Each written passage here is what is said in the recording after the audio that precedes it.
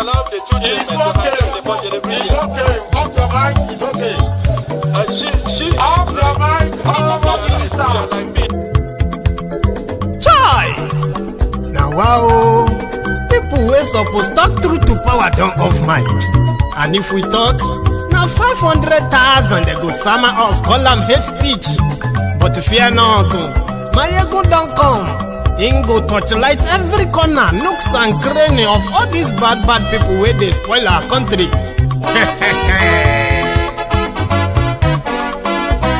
So my people make we laugh, yo yo. My ego don't come, oh yo yo. My people make we shout, oh yo yo. My ego don't come, oh yo yo. My ego don't come, man of the masses, oh yo yo. My ego don't come, oh yo yo.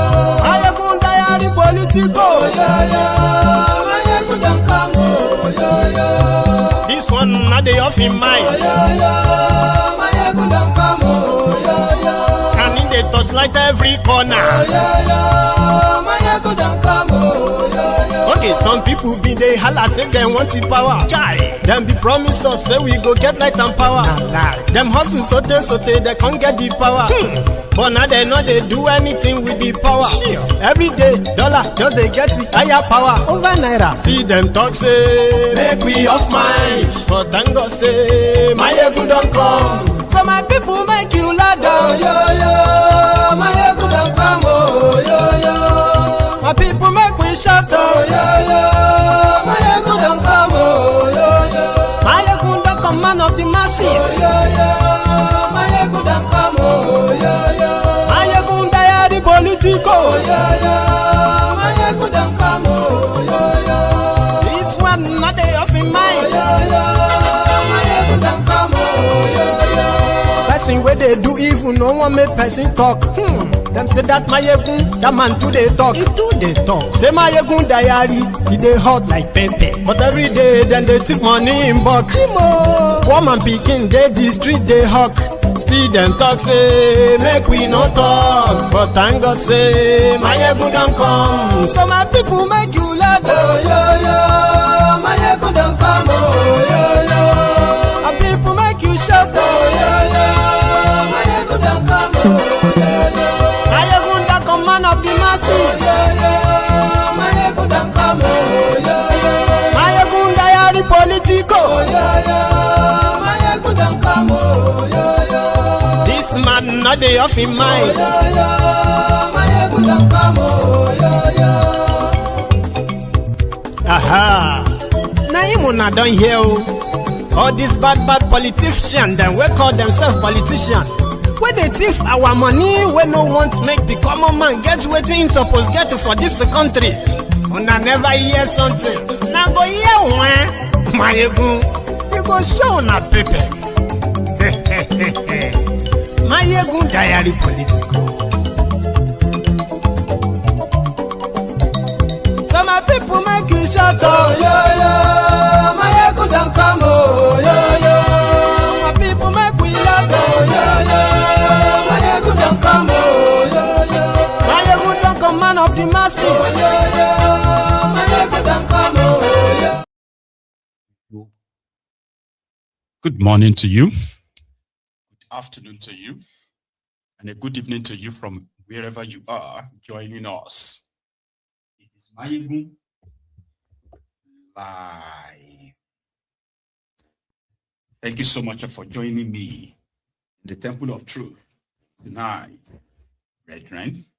And as you have read the caption of the broadcast, I hope you have also read the description of the broadcast, then liked it and then shared it as well. If you haven't, please do so, all right, before we get fully into it.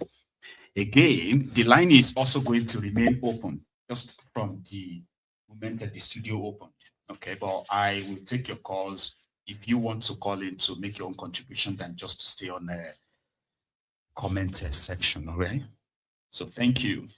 So tonight, we are starting with the Tinubu's economic advisor, Tope Fasua. He was one of those who ran for presidency in 2019 as kind of a generation where people thought younger people should be vying for the top position of the country rather than all these octogenarians or these septuagenarians or these old people.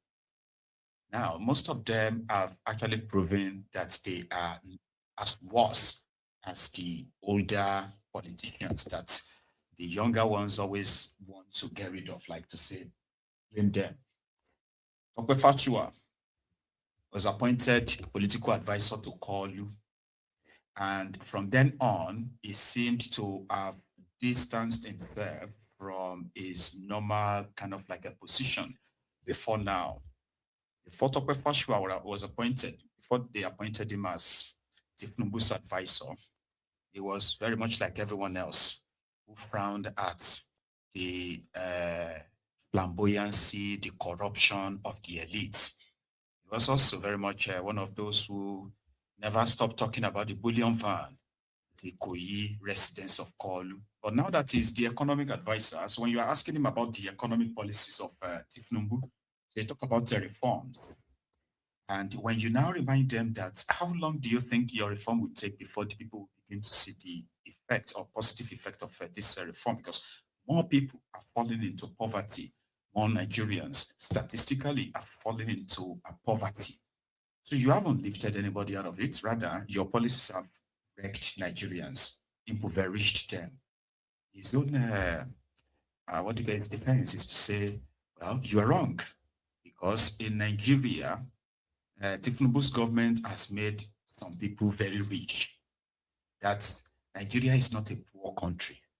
In fact, there was a time that the richest black man on earth, Dangote, was unable to park his own private jets at an event in Abuja.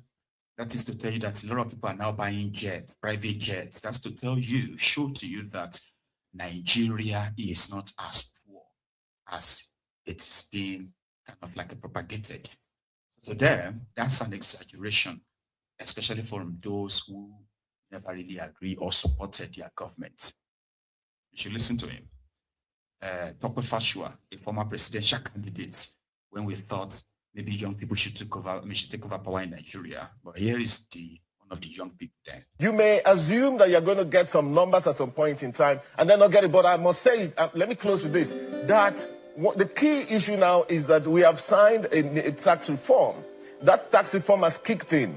Nigeria has a huge informal economy. Informal economy, we're not talking about the people who are struggling to make, we're talking about huge money that is moving below the radar. And one of the focus of this tax reform is to be able to claw back some of that and, of course, get people to be accountable who are moving money. Nigeria is the second country for cryptocurrency trading in the whole world. We saw Nigeria show up as the seventh largest asset owner in London the other time. We have all of these kind of indices. Nigeria is a country where MTN makes up 40% of its profit for the past 25 years. Just a moment, Nigeria sir. is not a poor country. Just a moment, sir. Which is why, if you can allow me, just a moment. I understand your trail of thought because we've engaged you a couple of times. That's why I started by saying it's a mixed bag. But that doesn't take away the people that are struggling. There's something personally I call the egg standard. What's my own egg standard from an economic point of view? I used to buy eggs, say, 20 naira, 50 naira. One day I went to buy, and they say it's 250 naira or 200. I was shocked. I had to go to the next shop because I wasn't sure what I was hearing.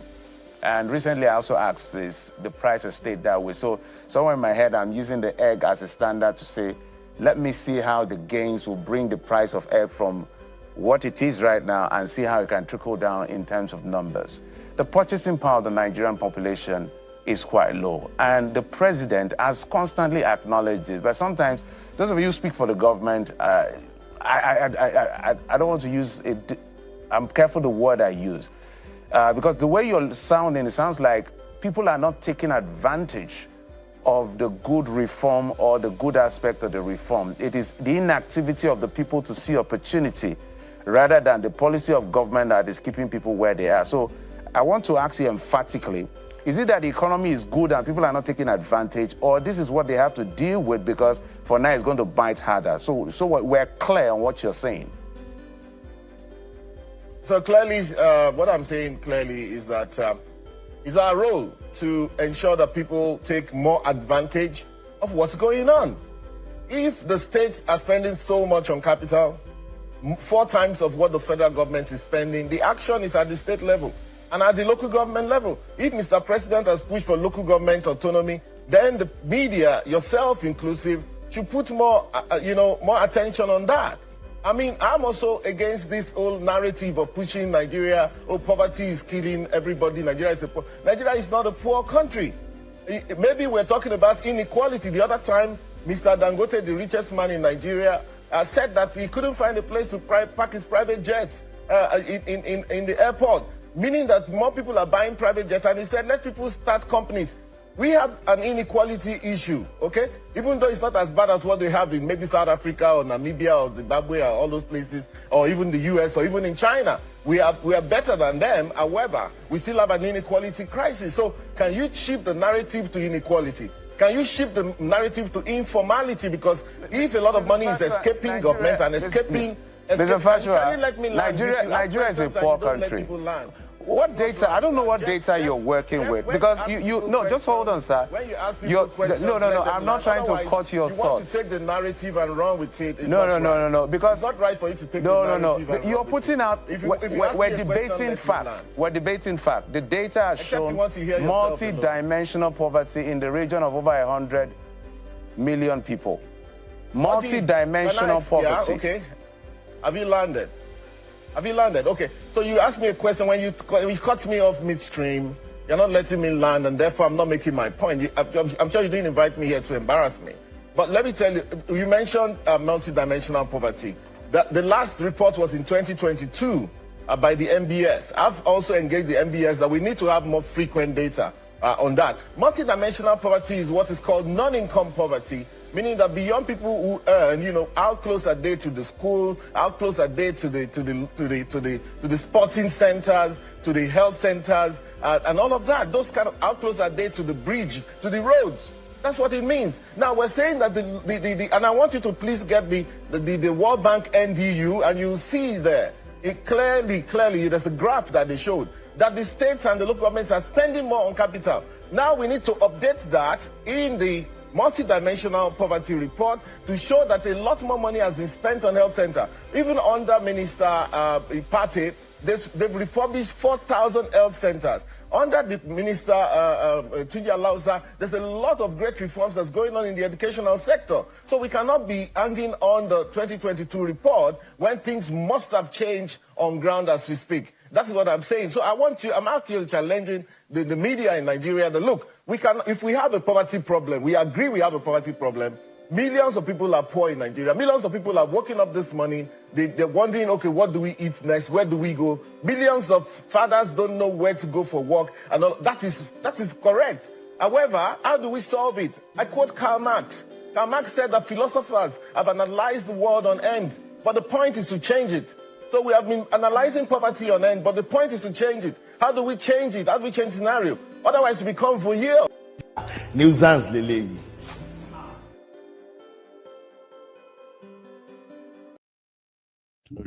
Tope Fasua. Once they get into public office, they suddenly just become more or less like inhumans. They lie at will. So what Tope Fasua was saying in kind of like a clarity is that smart people are taking advantage of Tinubu's economic reform. A lot of people are buying private jets now. That's to tell you that the reform is working. If it is not working for you, it simply means you are not smart enough. Then he went on to say, what else do you want Tinubu to do? He's already giving more money to the states and the local governments. He has already told you that he supports, or he announced local government autonomy. So people should go and ask them. People should go to them and ask all these people. As if to say you can actually go and ask them. Do you know what I mean? You can't go and ask them. The right thing to do in a normal place, right, is that you will write the EFCC, ICPC, and tell them to probe the spending of the local government areas if indeed they are receiving their money. Abi, is that not the normal thing? You can't go and ask them. But the moment they are members of APC, you all know that, you know what such kind of petition we do. You will never hear anything from it. So it's like playing the people, all right? And at the same time, toying with their intelligence, so like just fingering their brain, you know? So Tope Fasua wants you to believe that if you are not feeling the reform of the call, then that's your problem. You should smart up when reform is meant to actually really reflect on people. They have renovated 4,000 hospitals. They have renovated their schools. So to them, that is kind of like a capital sharing too, Abi, where those who are artisans would also get employed and blah.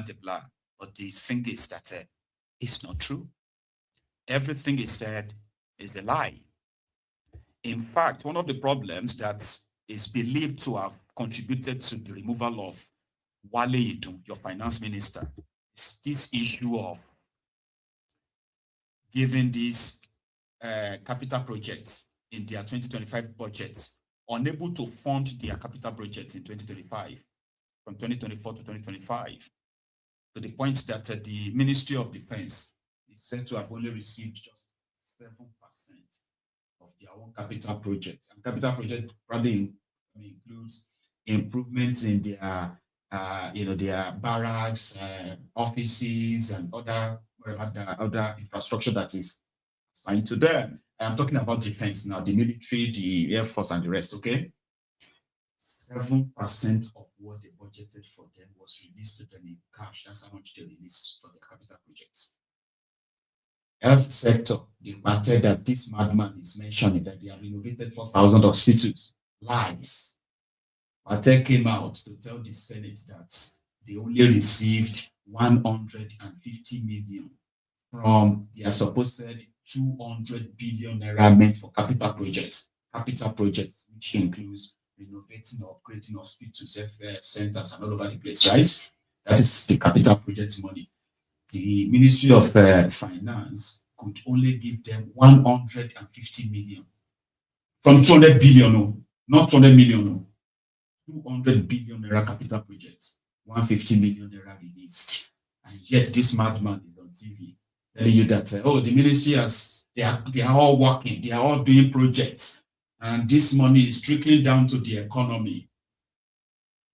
Why would you prioritize the presidential fleet to that of the Nigerian military, Nigerian Air Force? They asked him that how come every penny they budgeted for the presidential fleets, Tinubu's aircraft and all of them, right? How come every penny budgeted for that was released? When it comes to the defense, military, they only released 7%. What does that mean? This is his answer. Tope Fasua, somebody who wanted to be president of Nigeria too. That time when Showore, all of them were like young people. Ministries like the Ministry of Defense. So help us understand, how come the presidential air fleet gets priority funding and ministries as critical as defense do not get their funding? Okay, condolences to the family of the general. I think General Momo, a fine specimen of a man who lost his life in the war front. From the story I've read so far, seems like there was a local sabotage. It's unfortunate, but on the war front, it's difficult to know who to trust and so on. Of course, a lot of work can be done on that, However, in mentioning spending for the Ministry of Defense versus presidential air fleet, what you have done is compare apples and oranges. The spending on presidential air fleet is recurrent spending, whereas you mentioned that Nigeria Army couldn't buy equipment, more than 7% not more than 7% was spent. Now, the thing with the equipment, the capital equipment for the army that you mentioned is a capital spending, and in the year 2024, in the year 2025, it was 2024 capital that was spent.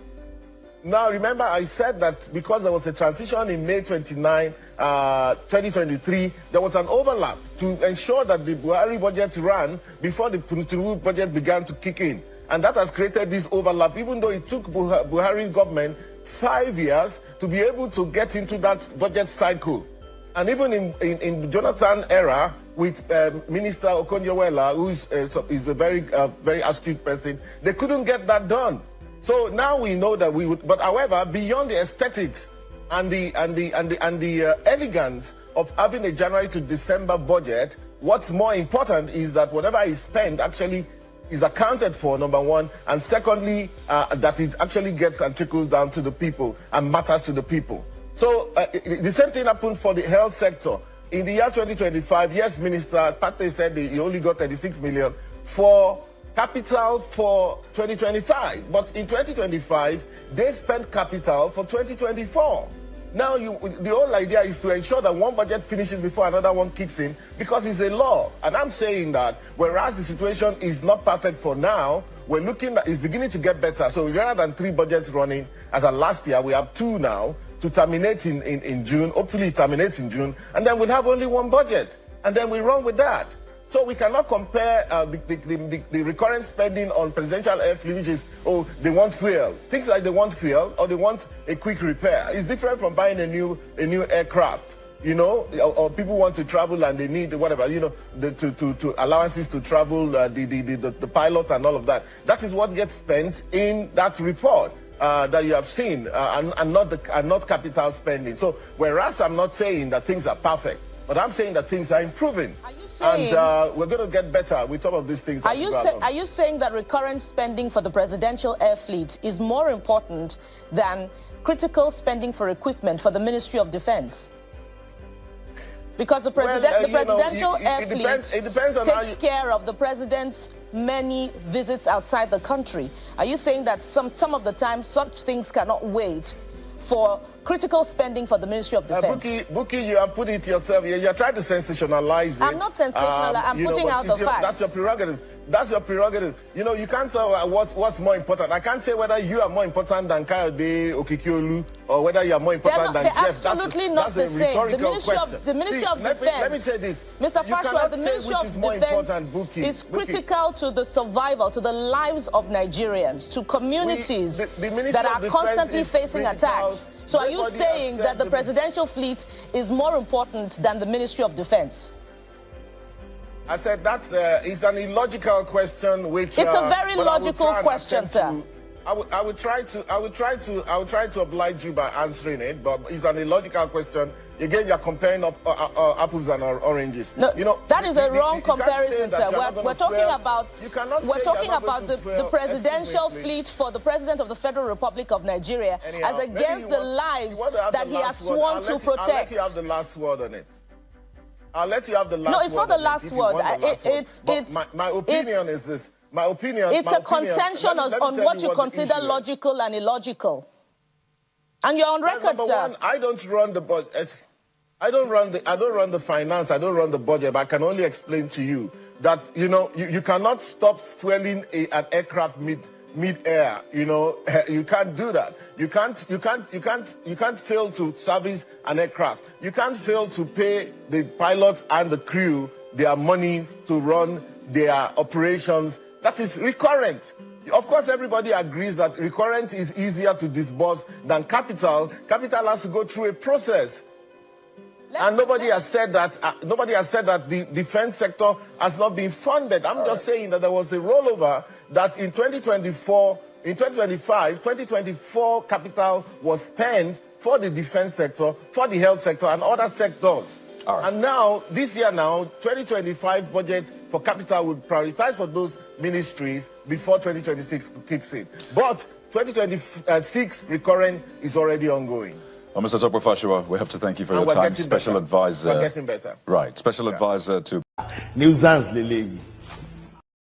So you tell me, at least we all heard that now. You tell me if you can make any sense of all he said. Is the economic advisor to call you? They had budgets of over 10 billion naira. And I actually have an idea of why is finding it hard to justify that. Okay, so the example is this. Let's say they have 100 billion naira in the budget for the military capital projects. And when they released their money when it was time to release the money, they released 7%, practically saying they released 7 billion naira out of 100 billion naira. Meanwhile, because this is about budget performance, okay, meanwhile, the presidential fleet in 2025, they budgeted about 14 or 15 billion naira for it. They paid the entire 15 billion naira for it. Prior to that, in 2024, there was not even any budget for new jets for Tinubu, but they still managed to remove 150 billion naira from God knows where to go and buy a private jet for Tinubu. That was in 2024. It wasn't in the budget.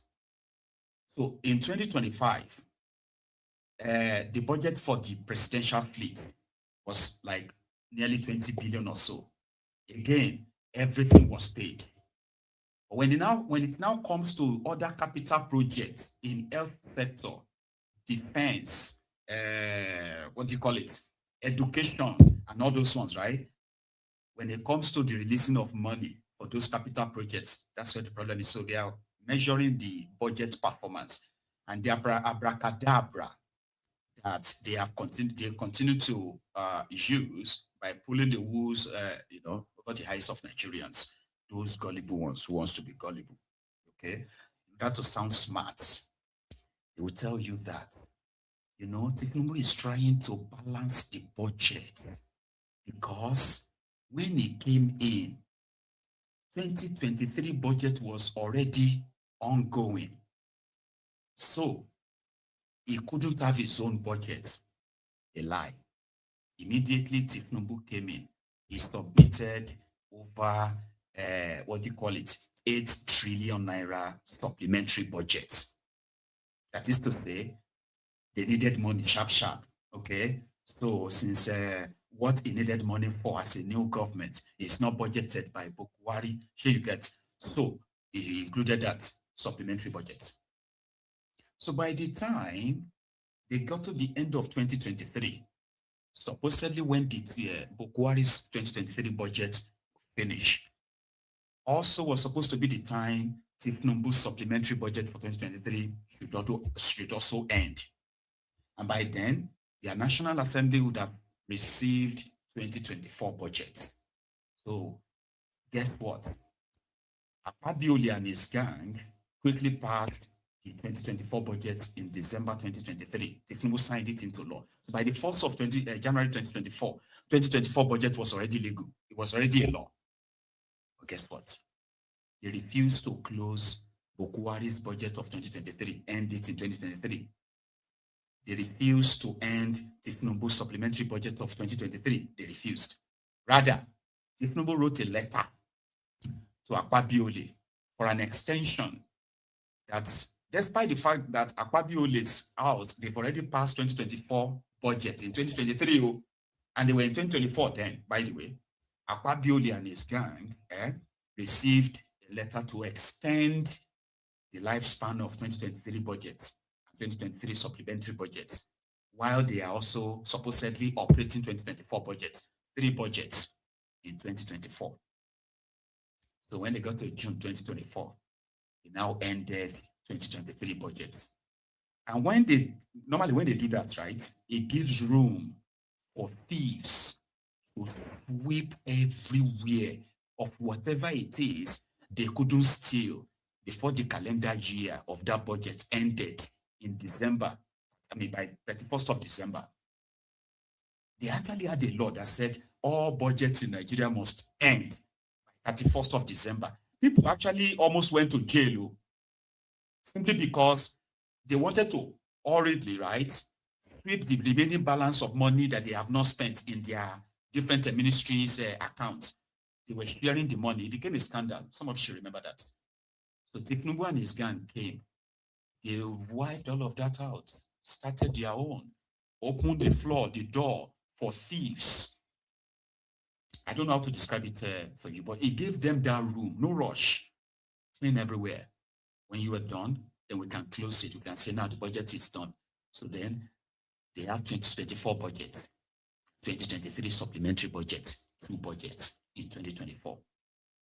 Mind you, they were selling crude oil, they were collecting taxes. So now the way they are sounding, by the end of 2025, they were already telling Nigerians that Nigerians needed to pay more taxes. Mind you, by end of 2025, they had another 3 budgets operating, confusing people. They will now say, that money that you are talking about in 2025, it was the money that was supposed to be released in 2024 budget, but because the budget moved to 2025, so that money is not 2025 money, it is 2024 money. Confuse everybody intentionally. Ask them if Freedom of Information, FOI request, which is law, where you can request and say, okay, you know what? From 2023 to 2026, we want to see your budgeted performance, including money released and what they spent the money on. They won't release them to you, ever. That's how they are running Nigeria. Voodoo economy. And to call you, Nigeria is going higher. Democracy will survive in Nigeria. Blah, blah, blah. Yeah, it was with Mbah of Enugu yesterday. Delegation. And I will mark this as a very, very remarkable moment of this administration and the future of this country.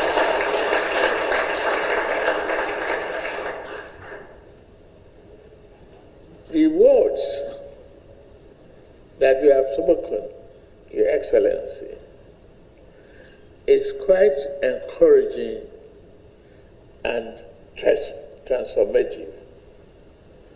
The work you are doing is extremely, extremely important for our democracy to grow and for people to flourish, for the state to develop. The future of this country rests on people like you with commitment, great vision, and seriousness that you have embarked upon since you assumed the office. I thank you very much on behalf of the country, the great people of this nation, and Enugu State in particular. You have been a transformative leader, and we genuinely appreciate what is evolving in Enugu today in a manner that we are witnessing. What has been the problem in the past is a Nigerian that is trying to finance long-term projects with short-term funding. We have not embarked upon serious long-term outlook for our country. And with people like you, a leader that is so committed, so visionary, Nigeria is on the right trajectory of becoming a very successful leading African nation. When you look at the instances around Africa, growth and economic opportunity today, Nigeria is still leading. And it is with the contributions of people like you that is making it so. It's not a one-man orchestra. It's a collective effort at subnational, the national, subnational, and the local government. Please do more for the local government.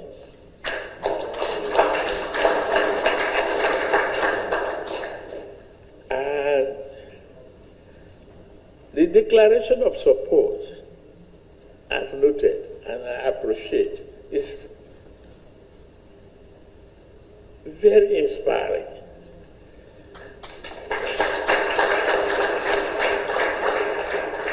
You are in the other party. I don't want to give them credit by naming them. But you are a member of the progressive family today. I am proud of that. We do everything to ensure that Nigerian dreams are realized. The hope you enunciated in your remarks is not a pipe dream. It's something for real that is achievable, and it will be achieved as we are working together. Democracy will survive despite all the intimidations. Ignore, and I will advise you, as I will advise myself, stay focused. When you are succeeding and they are angry, leave them in their corner. Stay focused and believe in yourself, as you have been doing.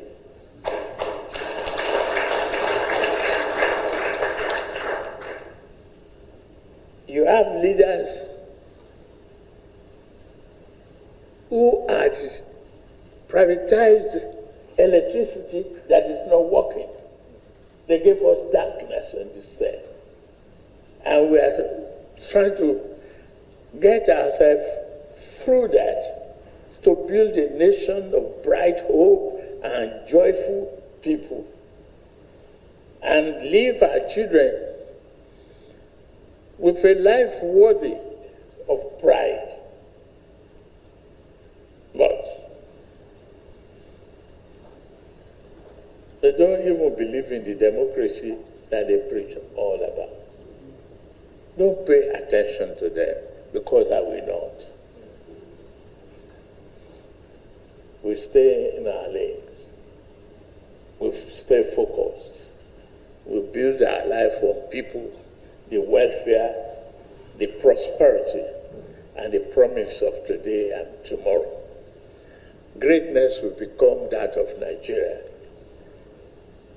Nigeria of our dream is achievable, and we will definitely do that together.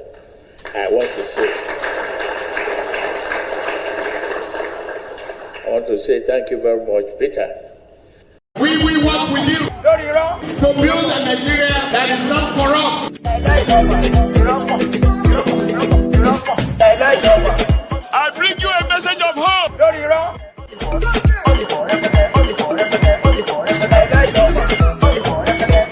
We are going to spend a lot of resources on education.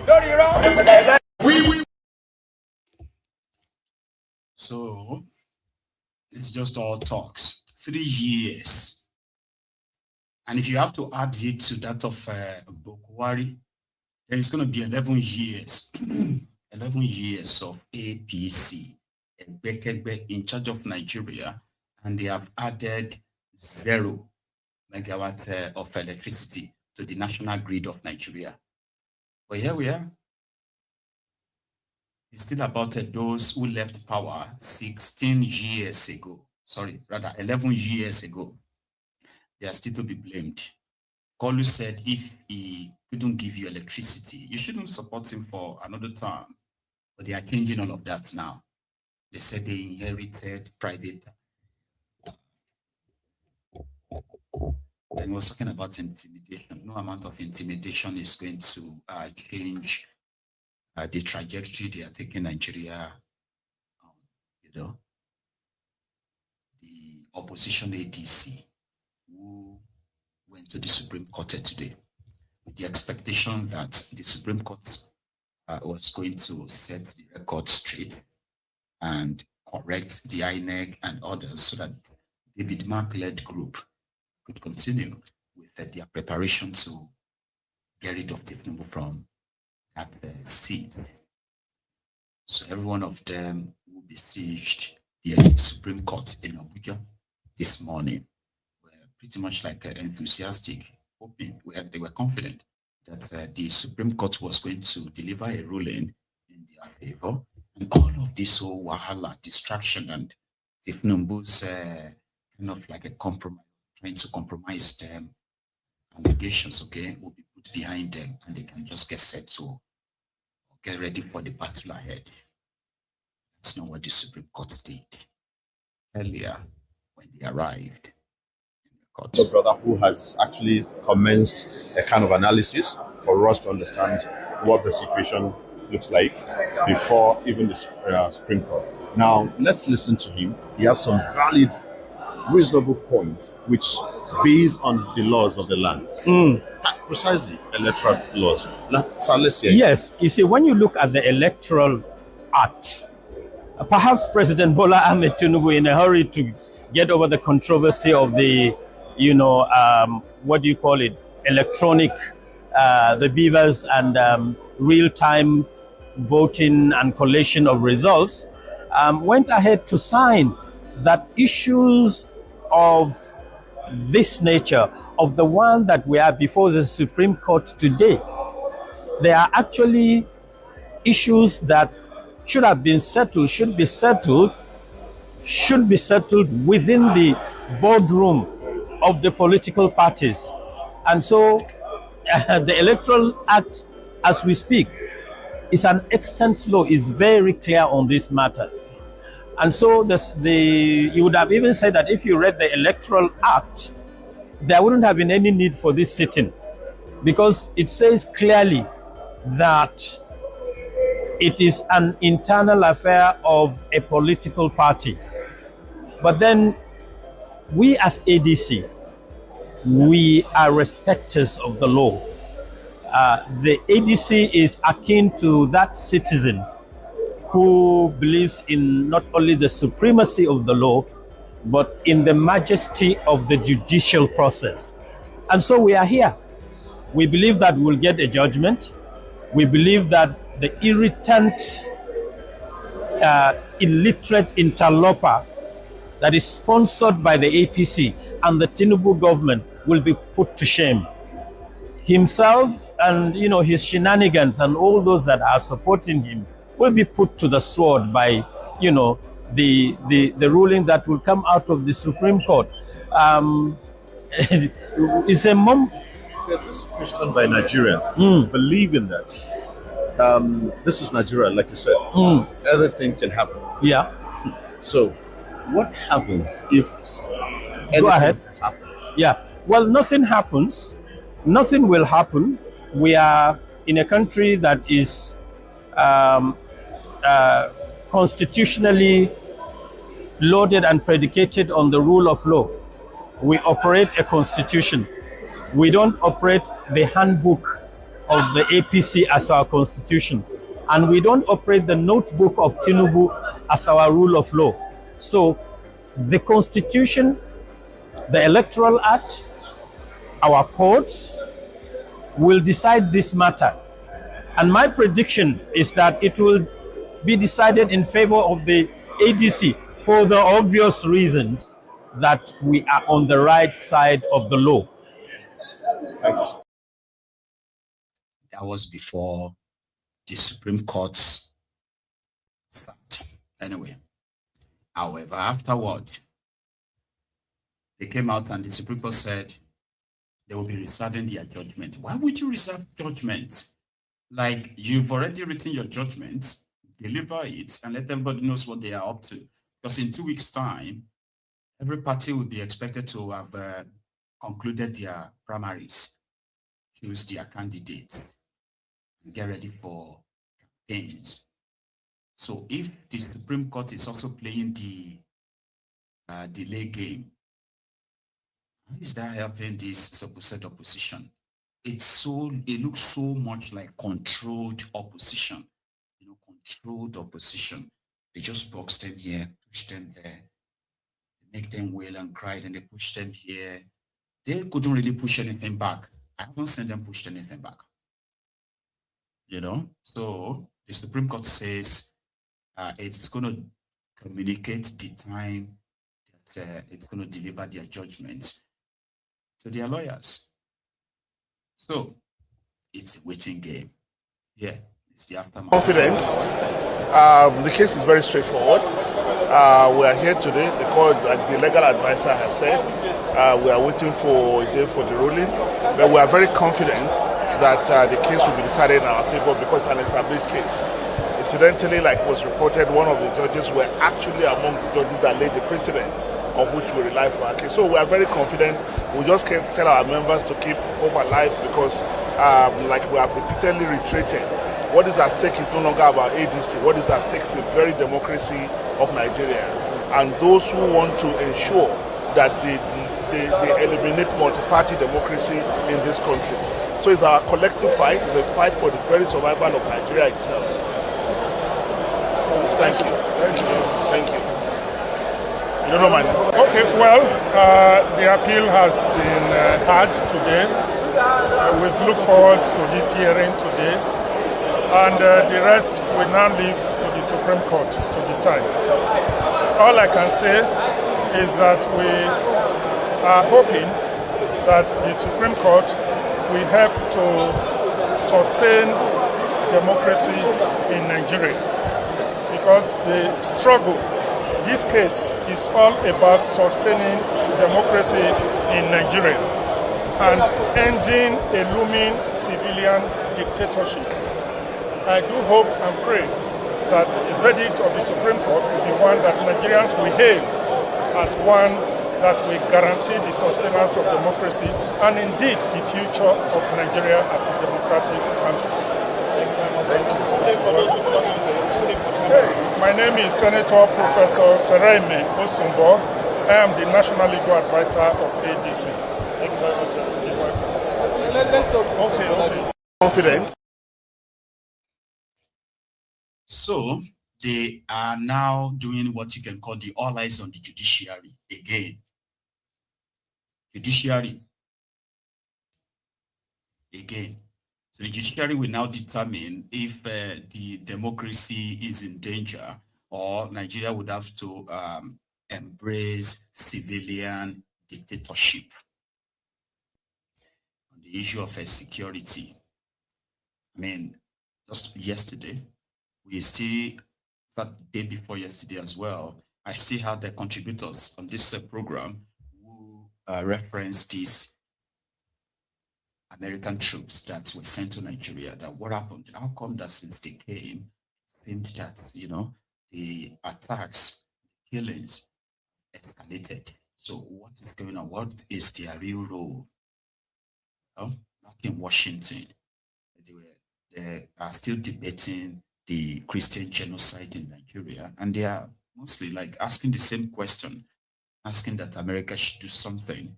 There is a congresswoman, okay, called Kimberly Daniels, all right? Kimberly Daniels. Is that the right pronunciation, right? So she has now leveled an allegation against the Matawale, or Minister of Defense States.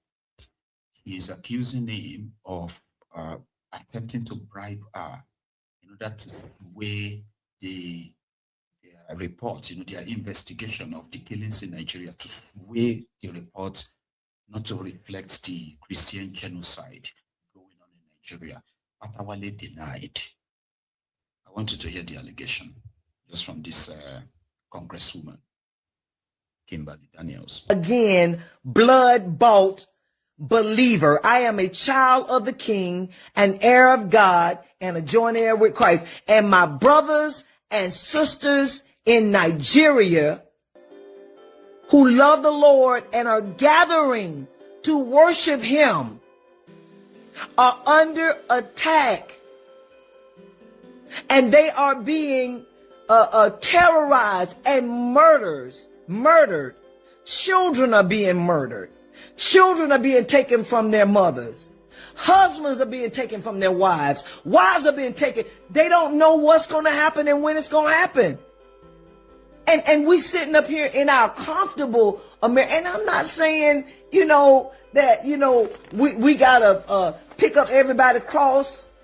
But I'm going to pick up my cross. And this is what a part of my cross is. This is a part, Apostle Kim, State Representative Daniels is picking up her cross. How about that? And ain't nobody mad but the devil. What is wrong with me saying stop killing Christians senselessly? What is wrong? So, I talked about my authority. So I got a right to say what I'm saying. So y'all get off my page, trolls. You bullies. You internet bullies. Find you somebody else. Because look me in my face. Do I look like I'm scared? I'm not finna go back and forth with you. Don't come on my page with that foolishness. And so you know my authority. So my motive is directly connected with the motive of the UNWC, the United World Congress of Diplomats. Well, I am the chairwoman, but I walk closely with the leadership of the Secretary General, who is the founder of that group. And I am a woman of submission. And I don't speak of my own volition and of my own voice. I'm speaking on the behalf of the Christians who have called me from Nigeria. I'm speaking on behalf of the people that the UNWC represents. I'm speaking on the behalf of the Nigerians who I've been in constant contact with right here in my district. All right. So the UNWC representing 5 nations, we got 5 nations on our squad, on our team. We did a comprehensive ground level investigation on what was actually going on. And allegedly, and with strong support, it is said, and we came to the conclusion, and it has been testified, that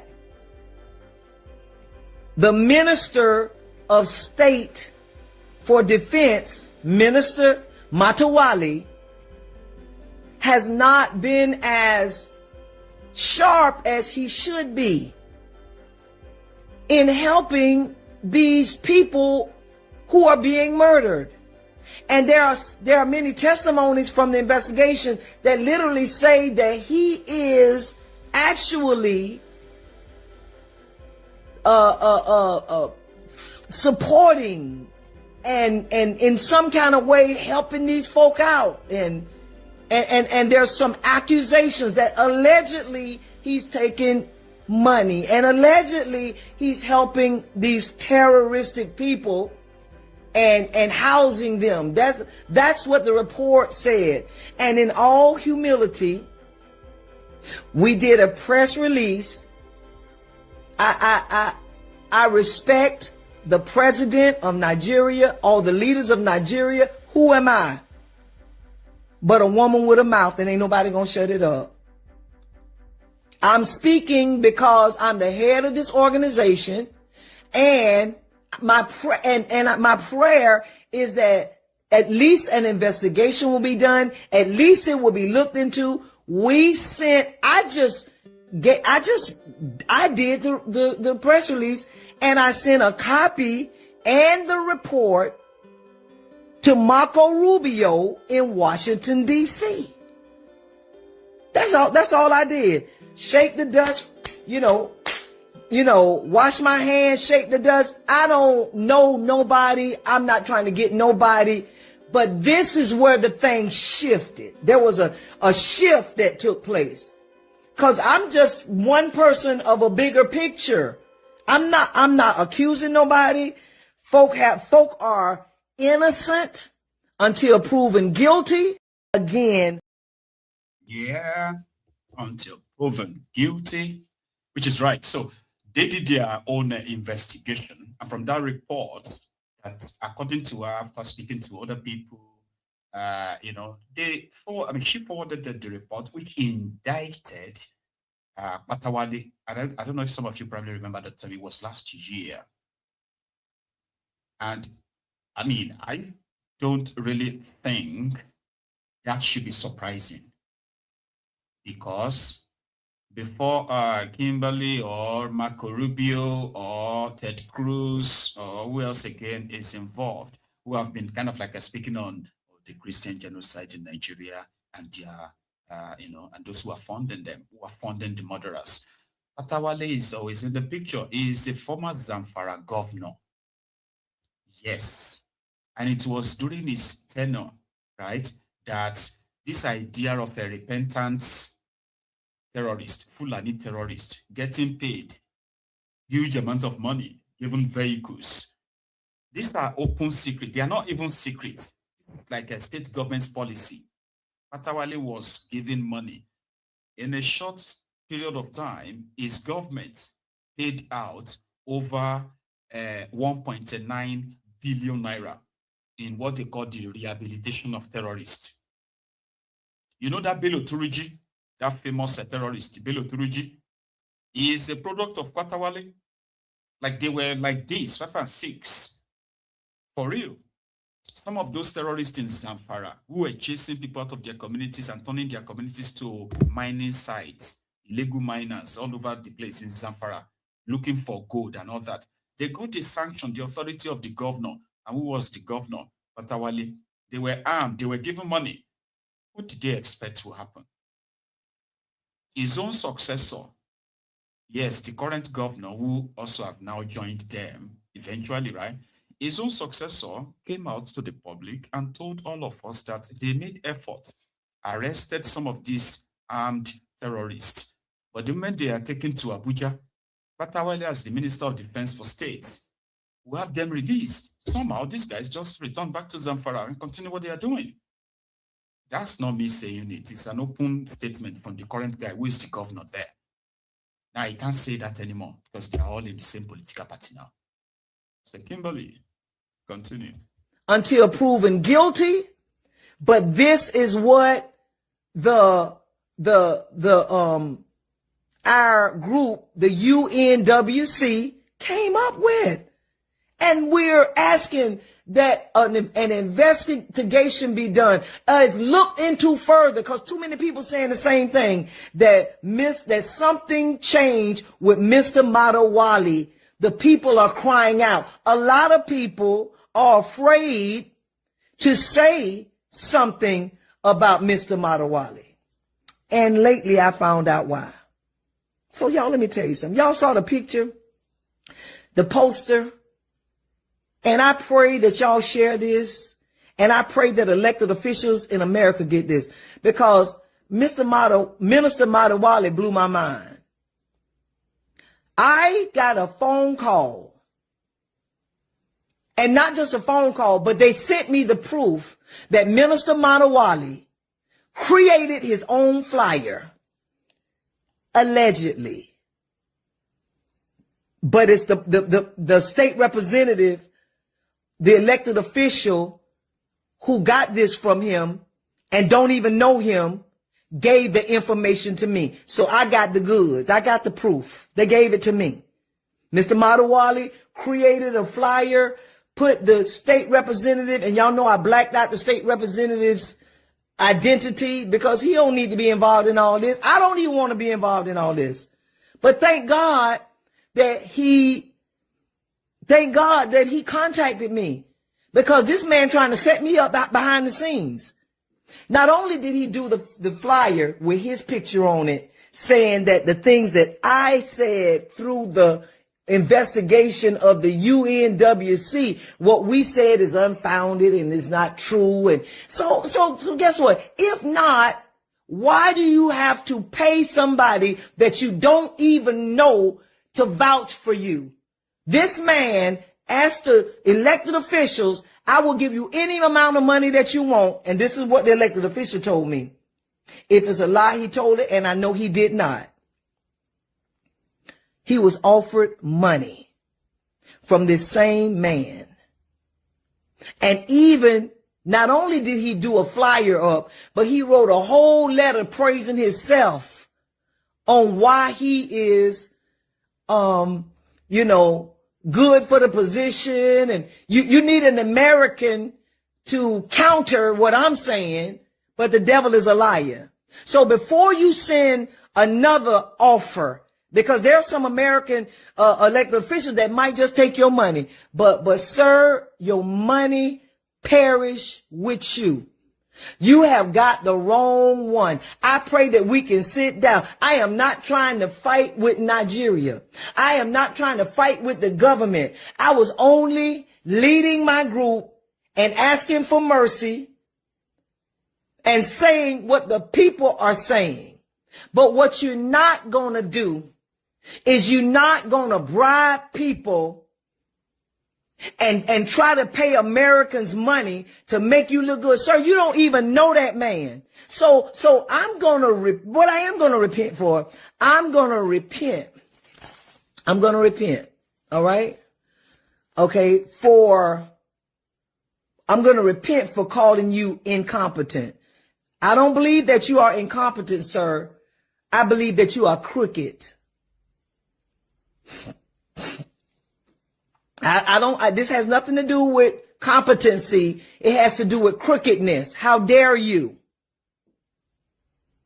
How dare you send all of that foolishness across the water to bribe somebody to say things about you, and you know you don't even know that man.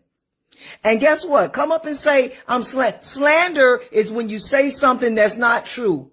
I got it backed up before I came on this live. I promise you.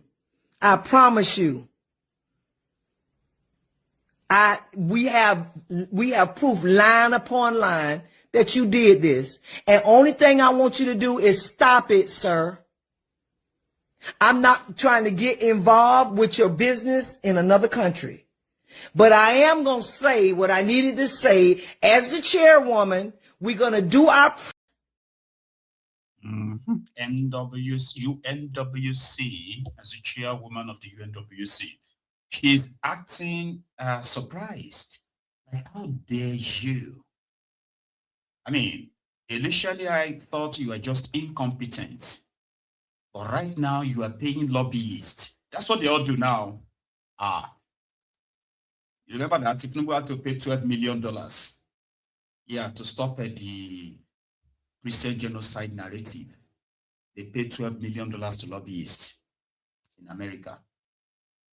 Atiku just paid $1.2 million to another Washington-based lobbyist to go and help improve his image in America in the face of the American diplomats, politicians, and possibly the Washington politicians. How does that help them in Nigeria? I don't understand. The validation that they have to pay millions of dollars for. So that's what Patawale did. Immediately, Patawale realized that, yes, his name became very prominent in the report, the investigation they did about these killings, those who are funding them, those who are shielding them from prosecution, the terrorists. His name kind of was very prominent in that report, prompting them to write letters to the American Secretary of State, Marco Rubio, right? That guy should be investigated. He's got his families in America. Patawale has, I think, 15 wives or something, and 48 or so children. He's got a lot of kids, and he's got a lot of wives. Maybe not 15, but maybe just 14. And guess what? Majority of them lives in America. Yeah. And they're so rich that they are trying to figure out who is richer between himself and his predecessor, who is also a illegal mining funder, a terror funder from that same Zamfara. So rather than get probably probed or investigated in Nigeria, he joined others, paid money to lobbyists who, according to Kimberly, right, the man didn't even know you, but you contacted him anonymously and promised that you will pay him any money if he can help you counter whatever report this American group of women and all that, whatever report they are putting forward with his name. So this person should help him lobbyists to help him clear his name in America, make him look good. That's what they do. They need Americans' validation. They need the British validation. They go everywhere looking for validation, so that when those ones now says, the Nigerian delegation, they give them very lovely welcome. They treated them like royalty and the rest of that. That kind of validation is what they want to take back to Nigeria and say, the trip was a very successful one. Validation that they have to pay for most of the time. Pay for with borrowed money. So, the money they, stolen money, to say. Let Kimberly finish. We're going to do our press release. The media will handle it however they're going to handle it. But tell your goons to stop contacting me because I consider it a threat. And I'm just a little old black woman in America. Please leave me alone. But I'm not going to shut my mouth.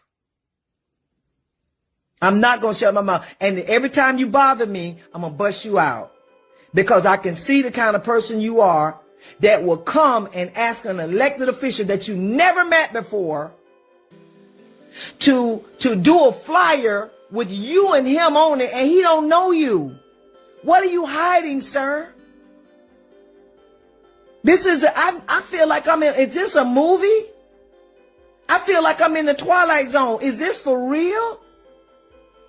So I had to come on Facebook because this is one, I'm not going to, it's so much stuff people have done to me, and I'm quiet, and I'm not going to be quiet about this.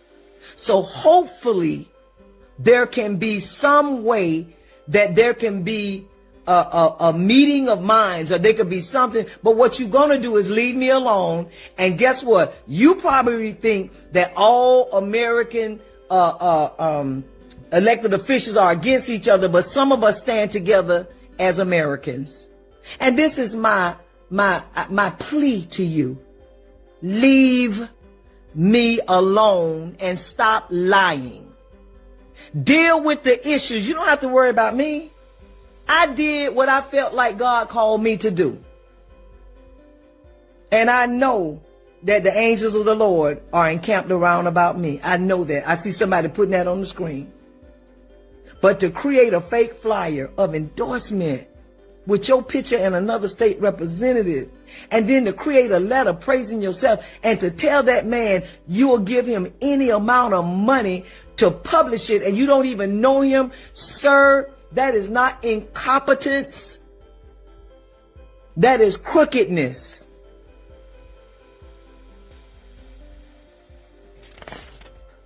And it's very disappointing. I thank God for the elected official that turns you down. And I pray that if any other American elected official, now there's some folk, they ain't gonna like me. You probably can call and get them some money. And they might sell or something, but we already ahead of you, sir.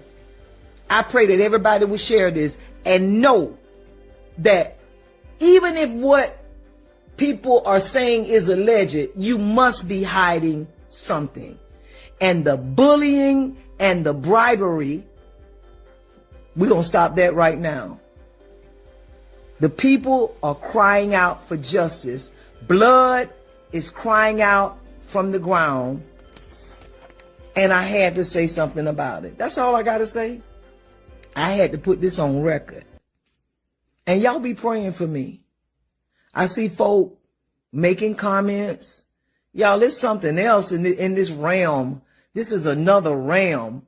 But I take authority over everything that's not like Jesus in the name of Jesus. I take authority in Jesus' name. And I send. Amen. So she is still addressing him as somebody who is so possibly like dangerous, crooked, and somehow she's reminding herself that I am still, an American congresswoman, so I am still protected by this, and that here.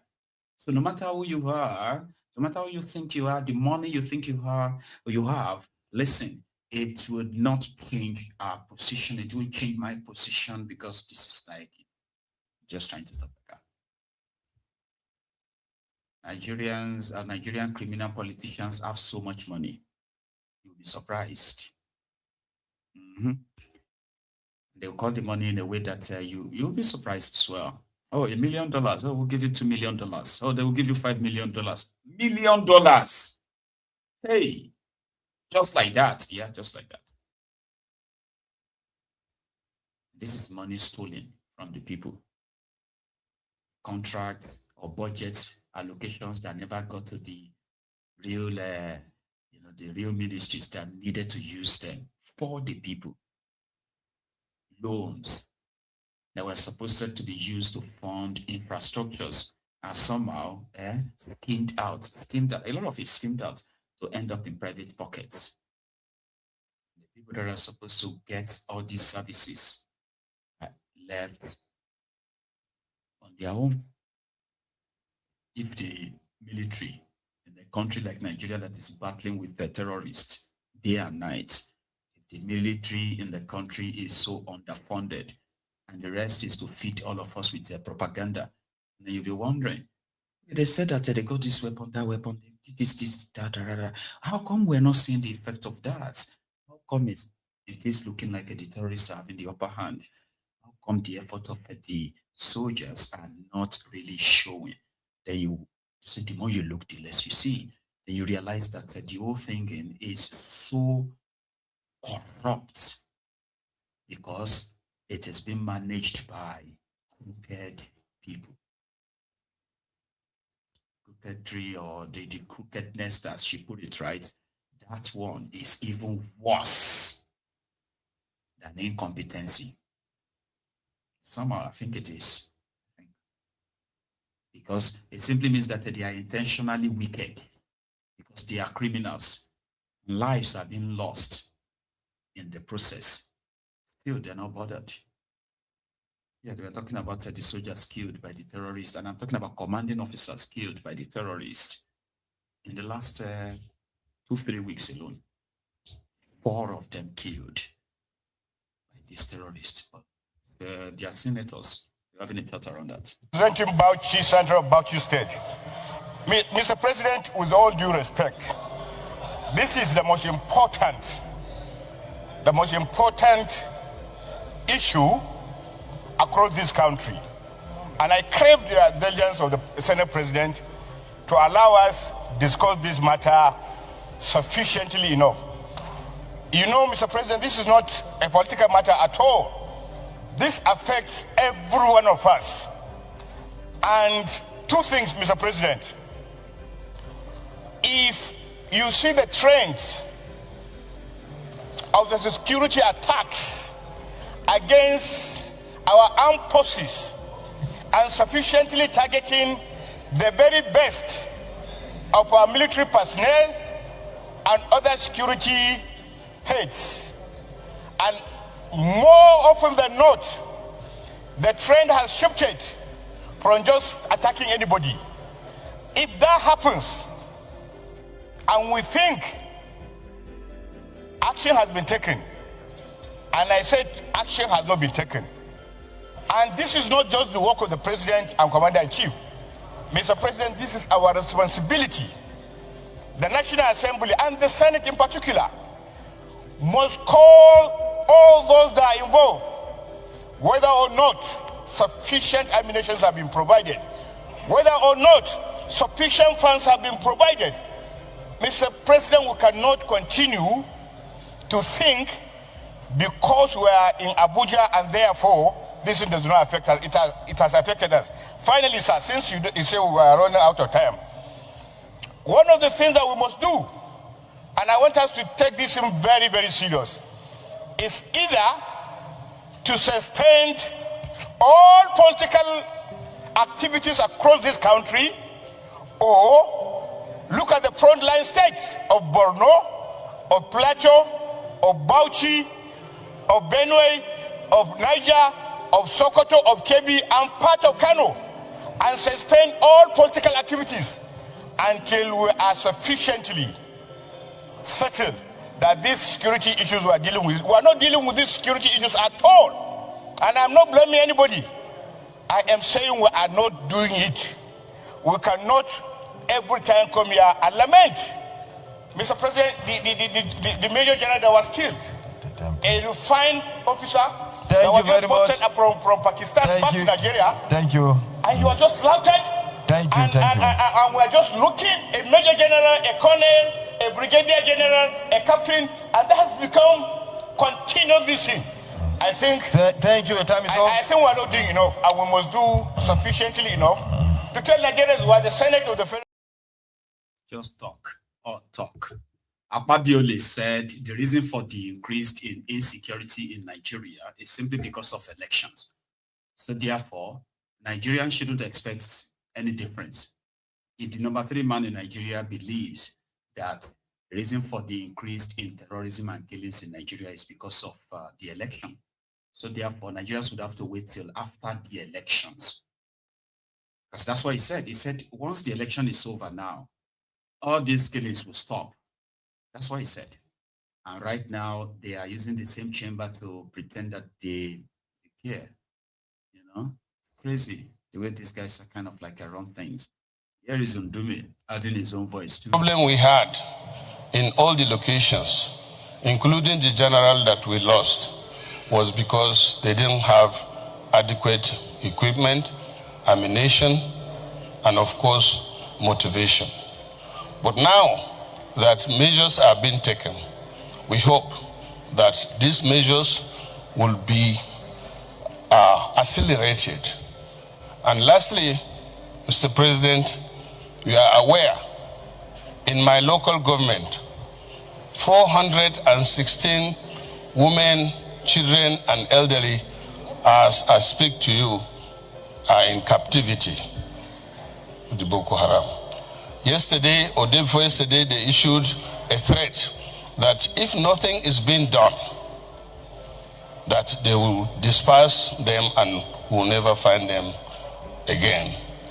So we still call on this National Assembly, the presidency, to take action so that this particular issue will be addressed. And I want to call on our colleagues to please show concern and support this motion. Thank you very much. Thank you very much. We don't have more time. I'll call on. What is the motion going to do? The motion is the same all the time. Oh, we need to tell the president, to tell the service chiefs, to tell the soldiers to make sure that they stop these killings. And immediately they drop the gavel and all of that. Everybody moves on. The killings continues. Even Ted Cruz is back on his campaign to have those who have been suspected or fingered to be involved in the terrorism in Nigeria based on the killings of Christians, the Christian genocide in Nigeria. Is one of them that pushing this, bill, a bill that is going to compel Nigeria. It's crazy, right? A bill to compel Nigeria to change their law and remove Sharia whatever from Nigerian law. Not just that, to also ensure that all those people who have been tried or convicted for blasphemy in Nigeria, they are freed. Because Christian persecution is going on in Nigeria according to their reports. Ted Cruz yesterday. More Christians are killed for their faith in Nigeria than anywhere else in the world. Since 2009, Islamic jihadists have murdered more than 50,000 Christians in Nigeria, and more than 20,000 churches, schools, and religious institutions have been destroyed, most burned to the ground. Scores of Christians and several others were kidnapped over Holy Week. Nigerian officials have been, unfortunately, complicit in facilitating these atrocities. At the state level, a dozen Nigerian states implement Islamist blasphemy and Sharia laws. At the federal level, the government looks the other way at Islamist violence. The result is, unsurprisingly, yet more jihadist violence. Last year, I introduced the Nigeria Religious Freedom Accountability Act, which would require placing Nigeria back on the country of particular concern list and impose sanctions on officials involved in enforcing blasphemy and Sharia laws. The U.S. government knows who they are at both the local level and the federal level, and they should be held accountable. I'm sorry to say that Nigerian officials are, at a minimum, in denial of the government's role. In October, several officials, including the Deputy Speaker of the Nigerian House and the Chairman of the House Committee on Foreign Affairs, and a range of anonymous officials linked to the President, directly attacked me for saying that, quote, officials in Nigeria are ignoring or even facilitating the mass murder of Christians by Islamic jihadists. Last year, I met with a delegation of top Nigerian defense and security officials. They said they were committed to ending the violence. I told them I would judge their commitment by the results. Those results have yet to materialize. President Trump has established that the United States will use all tools of statecraft to counter the violence. He ordered that Nigeria be added to the CPC list, and in December he ordered the Department of War to target ISIS terrorists in response to their massacre of Christians. I'll note that the Nigerian government said at the time that it welcomed and indeed requested the actions. I find their statements to be somewhere between hypocritical and infuriating. In December, the president said that jihadists had been targeting Christians in Nigeria, quote, at levels not seen for many years and even centuries. What does the situation look like now, several months later, and what can and should the United States do to stop the mass murder of Christians? So that's what they are on about, meaning they are not completely off the hook, but we have no idea how this is probably going to end. There are those who can predict it. There are others who can't. However, it's reported. We'll keep following it up. All right. So thank you so much, everyone, for your time. I am going to remind us to take a minute and like the broadcast if you haven't done that already. Okay, just a minute. 30 seconds. Yeah, thank you. Those who plotted the coup, allegedly, those who plotted the coup against Kolu last October, 44 of them. I don't know how many they are right now, but they took them to court today, where they are standing trial for treason, for planning coup to remove Kolu. Just their faces, all right? Nothing bigger.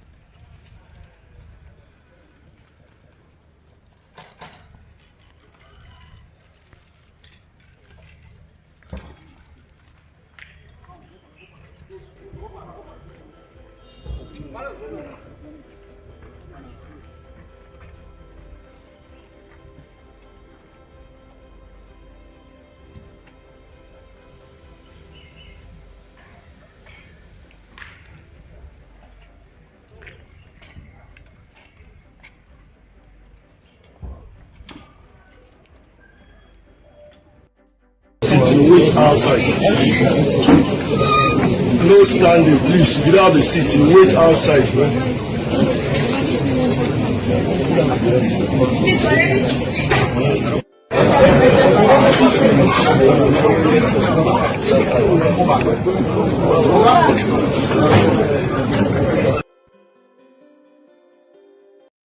Those are the people who planned, or some of them, 16 soldiers. And others are just like their friends, collaborators, including 2 or 3 Afars from Kaduna, I think. Yeah, they gave them 2 million naira, to do voodoo for them. so that they will succeed in overthrowing Kolu, right? It didn't work. So they arrested them as part of those who planned the coup. It's one of the most funniest coup plots ever. It's crazy. When you even take a look at the list, it's like a joke. For those of us who have witnessed the history of a coup and failed coup in Nigeria, this one is one funniest one that people are still like, they planned coup. People didn't know. People were quiet. They just came to tell us, so there was a coup plan. Oh, there was a coup plan. How? As how now? So they are standing trial, and if they are found guilty, they will be sentenced to death, I think. Yeah? Let me take this call. This call has been like, hello, Baba. Yes, sir. Can you hear me? Yes, I can hear you. Good evening. Good evening. How are you doing? How you this is Big Mo. How are you doing, Baba? That's a Big Mo, everyone. Yes, Big Mo, yes. So I didn't want to call it. And I can see your persistence there, like you are so persistent. So fair enough. Yeah, I wanted to add something to all the drama of the government. Right. Go ahead. You know, they keep telling us, oh, this oil is because of Iran war. That's why prices are going up. Iran that is fighting the war have made $136 billion from selling oil. But now with the struggle here, we that were miles away from them. Number two, this thing you said about, by the way, these coup plotters are laughable. Anyway, I mean, this thing you said about for those of us who are like born in the 70s and 80s, we all know what this coup is. You know, this is like see the guy on the wheelchair, for God's sake. You see the guy on the wheelchair. What was the so if the coup happened, what's the plan? You will him to the villa? I don't understand. I mean, I think this is a stunt. I don't know why they are using innocent people to do stunts, but oh well, it's Nigeria. Another thing on this insecurity matter, based on my own conclusion now, and that's my opinion, anybody can say what they want to say. The Nigerian military, the Nigerian army in particular, they are assassinating the best of men we have, long and short of the story. If you check, all the CEOs that have died, including the brigade commander, the colonels, the about 3 or 4 lieutenant colonels, while they were alive, Boko Haram, they were the biggest nightmare of Boko Haram. And now they are dead. Let's even go further back. General Tahiru, that was chief of army staff. Boko Haram, they hated that man with if they could eat him, they would eat him. He died. Okay, they brought this Yahya guy, all right. Lagbaja came. I'm sure you've seen videos of Lagbaja running on the street, following bandits on the road with his helmet. All of a sudden, he got pancreatic cancer and died in 2 weeks. So, as far as I'm concerned, no, because it's all this security complicated, or there's so much conspiracy. It's not. No, it's not. That's even why I want to explain. It's not complicated. Now, assassination. This Brigadier General drove the MRAP to that place just for him to run back and enter the MRAP to run. The thing no concrete start. No work again. The one that died last, his men have already repaired, based on their story now, they've repaired the Boko Haram and they retreated. So you want to tell me that when commanding officer was coming to inspect the front line, so that road where he followed, nobody followed that road. Now, until when he came that he was passing the IED now, exploded. I've concluded that it's an assassination. What they want to tell us, and the thing they have here in common is that all of them are working. Because, for example, the DOC of that operation had in Kai called Major General Abdul Salam, always inside AC. You can see how yellow he is. He was the former GOC in Plateau State. You see all the atrocities that happened under him, and they moved into Borno State now. He's always inside AC. CEOs that are working always die. CEOs that are living in, by the way, you know I'm from Borno State, so I'm telling you first-hand information. The CEOs that close around 4 p.m. and go back into Maiduguri town are never killed. The ones that decide to stay with their men in their camps always die. And last two, I don't know, did you see the video of a 15-year-old boy that they caught, that they were interviewing him, that he said they gave 850,000 to go and buy goods and all that, his boss. In that interview, because, you know, we're always talking about intelligence and all this nonsense. In that interview, that boy said that they were planning to go to another village in that same area called, I think it's called Ingala or something like that. From Borno State, but I not to know. I grew up for Lagos. But he said it that they are going to that village to capture the CEO alive. My even 24 hours later, he said this on video to security officials. 24 hours later, they attacked that same place. I don't know whether the CEO run. So when they come and tell you this nonsense about we don't have intelligence and rubbish nonsense, the boy said it on camera. We all heard it. I was personally speaking, I was waiting to hear the CEO of the place don't die, because that's the next thing. The boy heard it on camera. The boy said it on camera. And 24 hours later, they attacked the police. And they just do like say nothing. So we all know they buy all this intelligence, all this lie. They are assassinating people. If you join military today and you know your work, before the end of the week you are gone, except if God save you. We lost two chief of army staff. I've also said before, right, that simply because they were just too good, colleagues would tell them that they are killing too much Boko Haram. They should simmer down. They should calm down.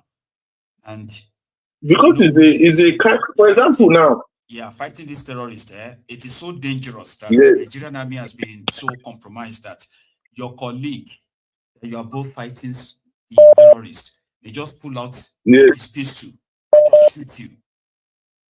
Even did you see there was a private. If you just shoot me, if they don't kill you, they just shoot you from nowhere. There was a private that shot the adjutant of their camp. The adjutant, so is the lieutenant, is like the clerk of the CEO. Right. Just because he came and he said he wanted pass, and then I think the guy is dead now, and the guy refused to give him pass, and the guy just came one day. He was on the phone with his wife, by the way. The guy just came one day and just said, Augusta. He just said, Augusta, he cocked his gun and opened fire, emptied his rounds on his magazine on the lieutenant's boat. All these things are assassination. Let's even go back years. All this Abu Ali you hear, and all these heroes that you hear, they're all dead. They are dead. Do you know what it means to lose your chief of army staff? Now we didn't lose one, we lost two in the space of how many years? Chief of army staff. That's why now, at the wait when they start the key major generals. Thank God my dad is retired. Because that's what is left now, is for them to start killing major generals. If you remember Major General, he was saying, sir, we are on the battlefield here. That video that leaked out. See, we are here, we are fighting, sir. They've shot over 80 to 100 RPG at us. They have over 15 gun trucks flanking us everywhere. Sir, we were given wrong intelligence about this thing. What did they do? The next day, military police, they carry and go. They demoted him from major, and that's how you know that these people are not serious. They can't court-martial you and still leave you in the service. Ask any soldier. They court-martialed him, reduced him from brigadier general, sent him to one, whether in Port Harcourt or his death or somewhere for him to go around the week. And eventually, now he won in court anyway. So everybody that is working dies or mysteriously just loses their job. You know? And we keep there talking about intelligence is not a question. I mean, if somebody who is the president of the country and he's got these ranking service chiefs who are meant to tell him what is going on. You get that now?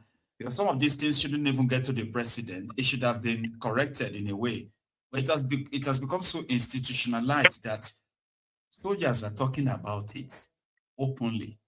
And any of them that is caught talking about it get punished. So that simply means it has become institutionalized. Nobody can talk about it. Let me give you story. In Borno State now, only Nigerian army used to sell fish. They have taken over the fish trade. Really? If you are passing with fish in your car, so because there's part of like Borno South, for example, all these bushy and co, they have fish like catfish and all these muddy fish. Right. If you are passing checkpoints and they catch you with fish in your car, you go drop them all. It's like drug. You go drop them or if not, they will tell you to waste it. There was a time my uncle used to work for the government. There was a time that they are the ones doing all this building of the settlement and so on. So they gave him security police to follow him up.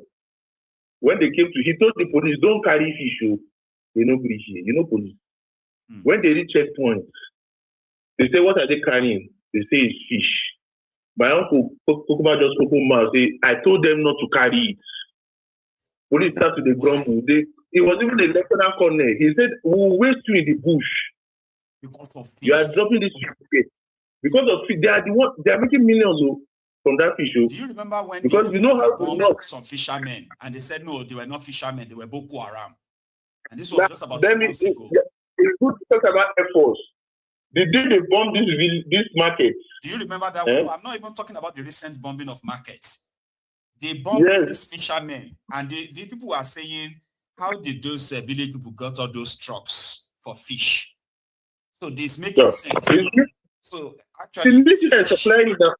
It's gold. It's the military is supplying in Borno, and the military is behind it. Please, in your free time, go and look for one boy called the Official Benison. I don't know if you've seen him on Instagram. Right. He's the boy. He says a lot of stories. I've even tried to develop a relationship with him. One of the stories was that there was a time they were waiting. They were bringing 12 T-72 tanks for them. These armored tanks. They told them already 12 were coming. He was in operation. I think that time was last year at Abuja or something. 8 tanks reached them in their camp. 4 disappeared. Hey. In broad daylight, no, we say government it disappeared before. They were armored personnel carriers. Not APC, armored tank. Armored tank, not APC. Armored tank, the one that has chains.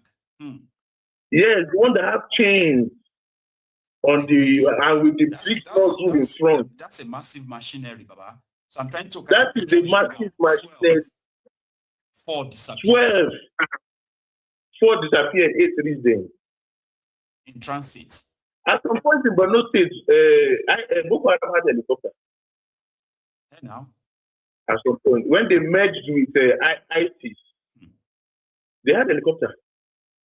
It's known. So Boko Haram in Amor time. I'm telling you, right now, Amor person with all this, what do you call that thing? They mount on it. That big so and I'm like, yes, this one is naturally mounted. That is how it comes.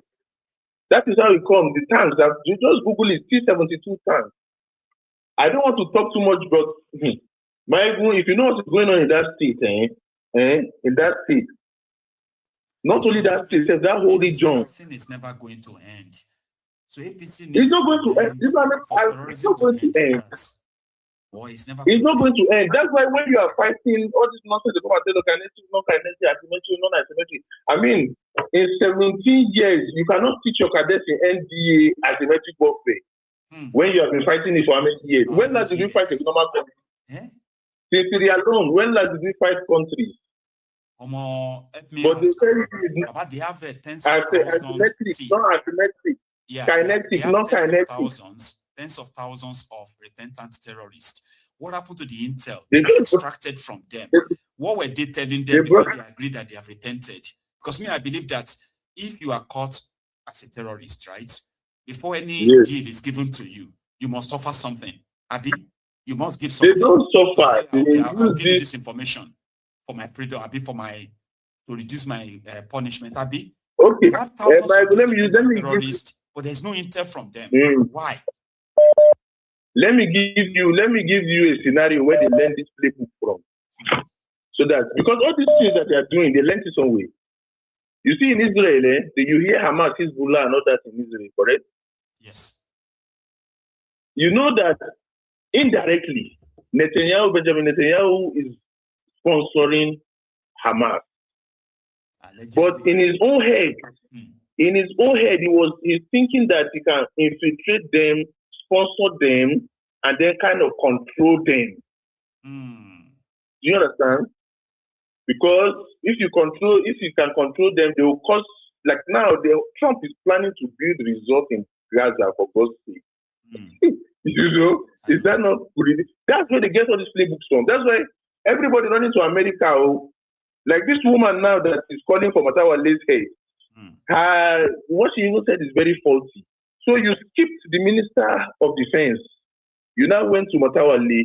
Now you didn't say they should sack him. You said actually they should sack him or change his ministry. I mean, Congresswoman, what are we doing here? I thought he was a terrorist. So why are you suggesting to us that they should change his ministry or he should be investigated? And if he found guilty on all those reports, then he should be punished accordingly. Yes, that's her proposal. That's what she said. The same woman said that she's paying her colleagues. Yeah. That loans ahead of. So you can see that there is a. So I mean I don't want to talk about all this Trump and all this, but you know sometimes they lie the tire person, man. Especially if it's something you know, something you have been part of. They come and tell you kinetic and non-kinetic. Okay, Steph, already you cannot feed 140 million Nigerians that are not criminals. You are now adding terrorists to it. They say Operation Safe Corridor. Which corridor? The corridor that they are doing. I mean, the day I kind of something happened the day, right? Would make me to agree with your theory about how the terrorists themselves are getting backing or sponsorship from those who are supposed to be actually killing or getting rid of them.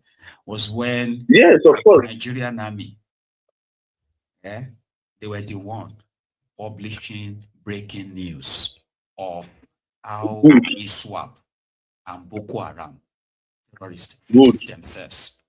The complex Nigerian army was like the referee. Sure, you get. So they are now the ones who go to news and said over 90 terrorists died on both sides. Like you knew they were fighting. What happened to your year? Shouldn't that be the time that just like, come on, they are fighting to make shadow. They are fighting and killing themselves. So you know what? Oh yeah, 20. This, by the way, this brigadier called for Air Force. Chief get 20 Air Force pilot and drop this number of bombs there and finish. Yes. Shouldn't that be it? If they are innocent people, they fought for. Baba, like this don't give now. These terrorists fought for. This brigadier that just died. This brigadier that just died called for Air Force. Air Force came.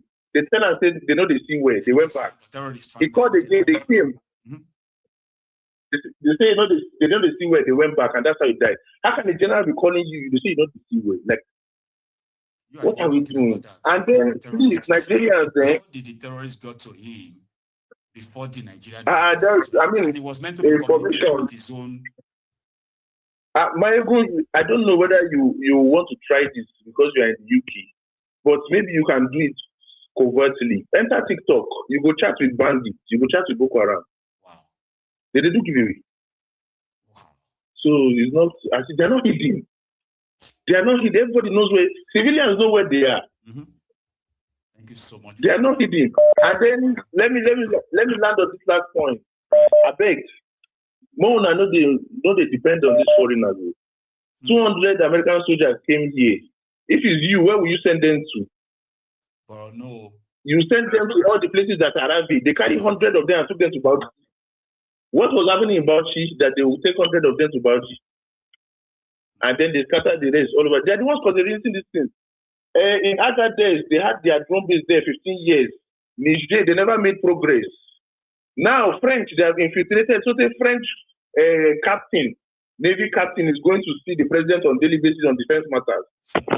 Oh my goodness, sometimes I just feel like if I don't pour oil burn this country, we'll just start afresh. Because it's like we are getting there. No, we are getting there. It is becoming kind of like a popular, little by little. So we see how long they can hold this together. I hope so. At least I'm happy now. Salvi and these people, they don't see the reality. I'm happy. So we still yes, they don't tell themselves that truth. That's election. Yes, they don't decide. Oh, the thing is so annoying, man. It's so annoying. Anyway, Big Mo. Anyway, my for your time, okay? Thank you, man. Such an interesting conversation, by the way. Thanks for your time, okay? Enjoy the rest. Thank you, man. Good night. Mm-hmm. There's another call on the line, so I have to take it now that I've taken one already. Hello, can you hear me? Hello, my ear, Baba. Hello, sir. Baba, yeah.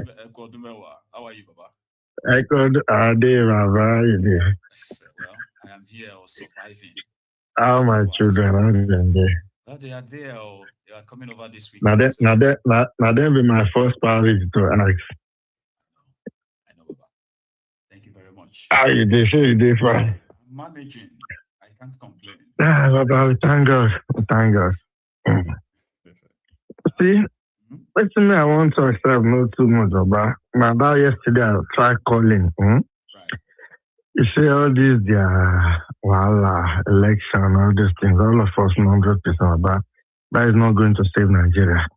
100%. We all know that. We should not be deceiving ourselves.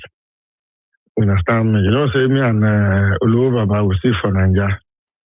About a couple of weeks ago. So somebody like I can even say probably like you know, say yeah. You know, one of my fear and worriness since I've been going to Nigeria maybe like once or twice or 3 times sometimes in a year. Right. I've never had such fear before. This is my first time. And it was a bit about it. As in, you know where we grow now. You understand where we grow, stroke, Ikeja. So I'm buried now. But this one, Baba, you know, the fear. I don't know as I would put that. You understand me? Why? Is it that and the only thing. So much, thank you. See, the first 2 days. About the first 2 days, my morning exercise from Ikeja to Alausa to ShopRite, Alausa, going through that governor's office, that is my morning routine every morning.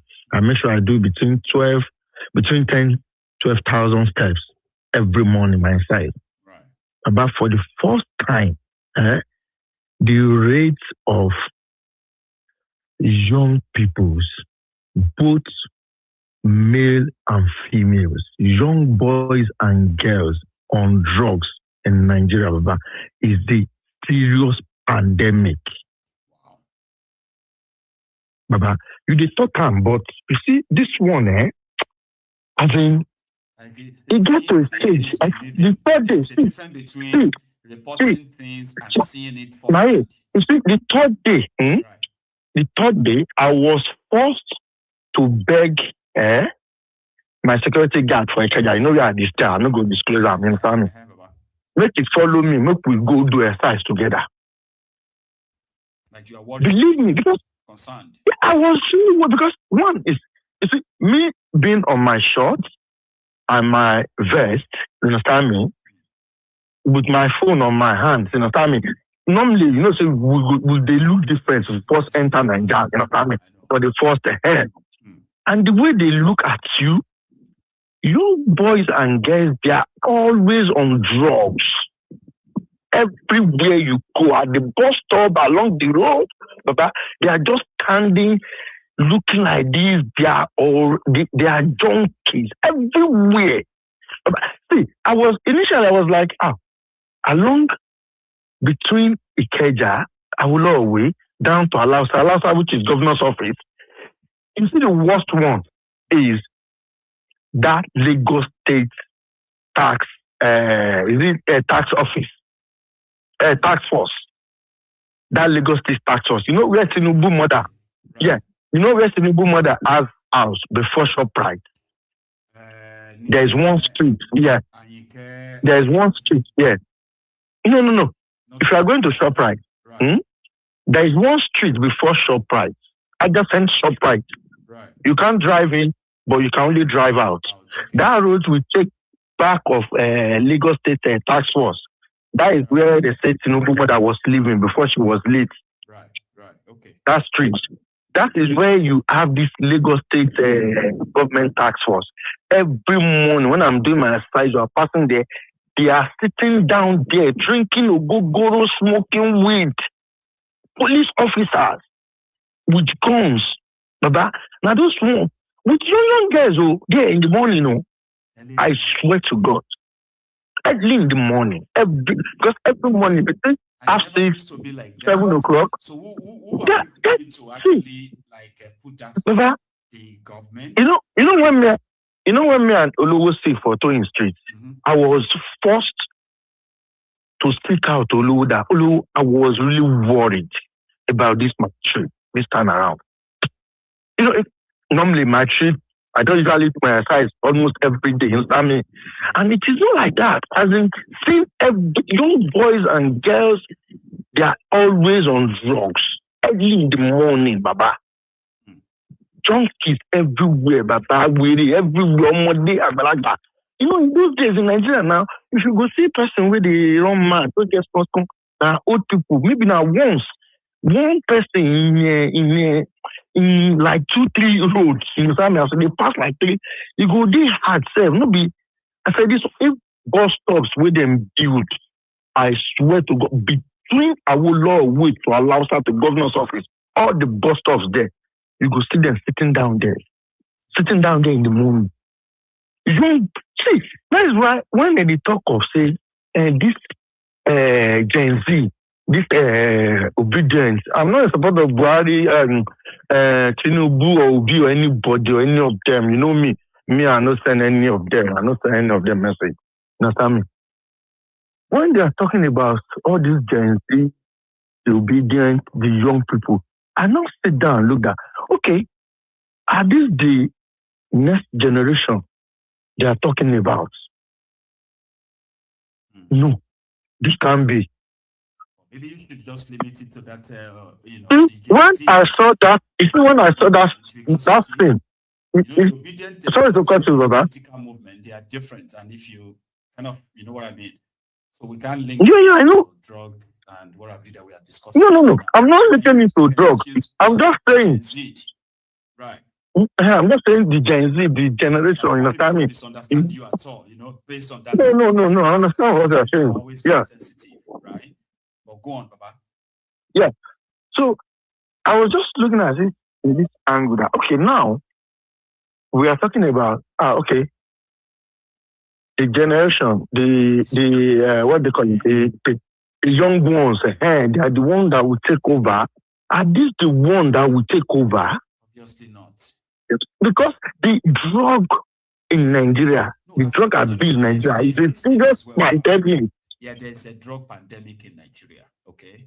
If you go to northern part of Nigeria or the southern part of Nigeria, I don't know where it is more prevalent. Young people. Baba, I'm sorry to use this word. Seek drugs. Right? Bible, I'm sorry to use this word. Is now a serious pandemic in Southwest too. Believe me. As Oluwo now, Oluwo will tell you about. You know, is now a Ikeja for that matter. Where governor the pass go, their governor the pass every day. You know, major city. Ikeja was former capital now. It is still the capital of Lagos today.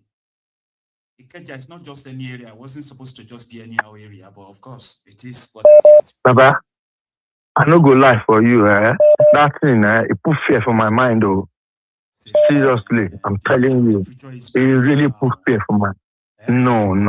That one, no. This one is something else. Is something. If I tell you say something, this one is something else. Anyway, it really bothered me throughout my trip.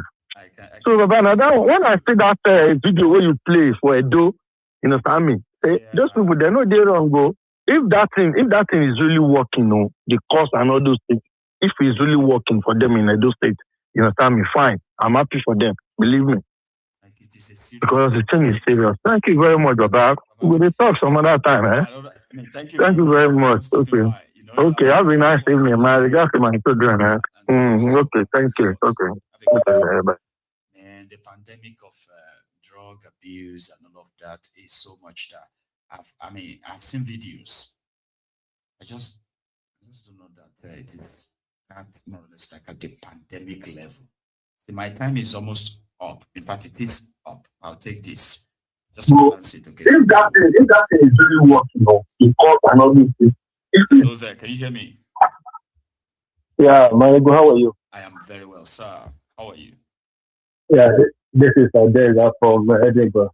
Yes, sir. That's Adeza from Edinburgh. Yeah, how are you today?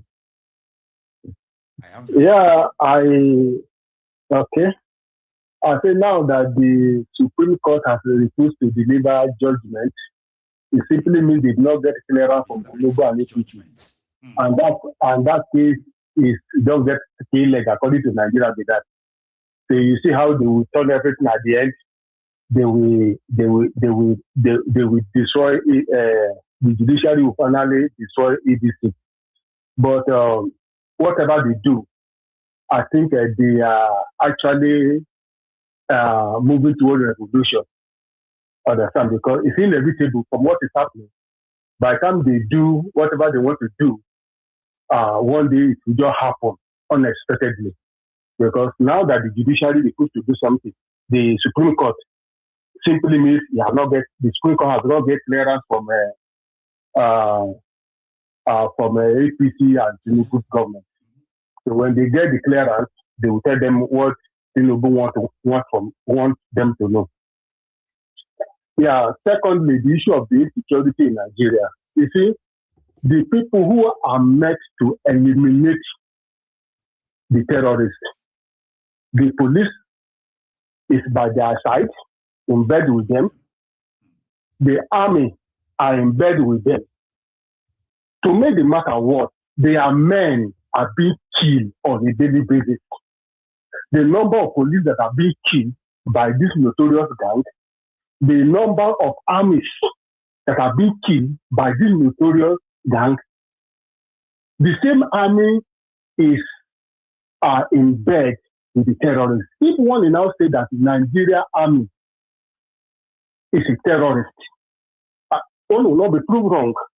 If the chief of defense will come to the general populace, to the media, and tell us the reason why they are rehabilitating terrorists that are killing the same army, killing innocent Nigerians.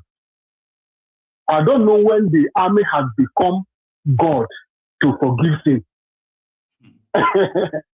Putin said it is the duty of the government to send the terrorists to God. It is the duty of God to forgive. If there is forgiveness in the constitution, why do we not have the constitution to punish? It is easy in Nigeria to send people who steal power to prison than people who really commit the real crime. Do you understand? Now, again, the issue of Matawale, why is Tinubu still keeping Matawale? That is the question Nigeria should ask him, because since the appointment of Matawale, Tinubu was linked to him.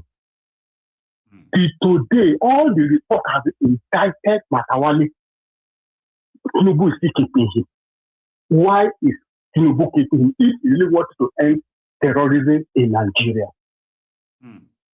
Another issue is the issue of Plateau State. You see, when we say revolution, as I told you, gradually it will be happening.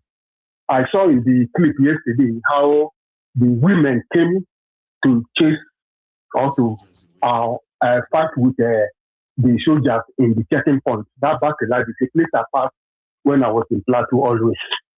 Do you understand? So for them to get that guts to say, army, enough is enough. Very soon, you will see that almost everywhere, everybody will come out. It will now be Nigeria versus the security architect of Nigeria. Because all that are happening, okay, you didn't get permission to go after the terrorists. Abi? But when the Nigeria who are being killed come out to fight these terrorists by themselves, you will now be arresting them. The same people that these terrorists have killed, the remnant of them, they are in IDP, no food, no water, no clothes, nothing for them. My God, if you visit IDP in Nigeria, if you no share care, you no get empathy. That was in just to have many of them go to Benue. Yeah, none of those places is by enemies. If you go there, human beings should dwell ever. If you go there, if tears didn't come out of your eyes, you lack empathy, because you will see people who are dehumanized. No food, no water, no medical, no school. In fact, let me tell you what, when I was in Plateau, that this particular man, that's one of this man that the government is paying money to take care of the IDP. And this man is at an age that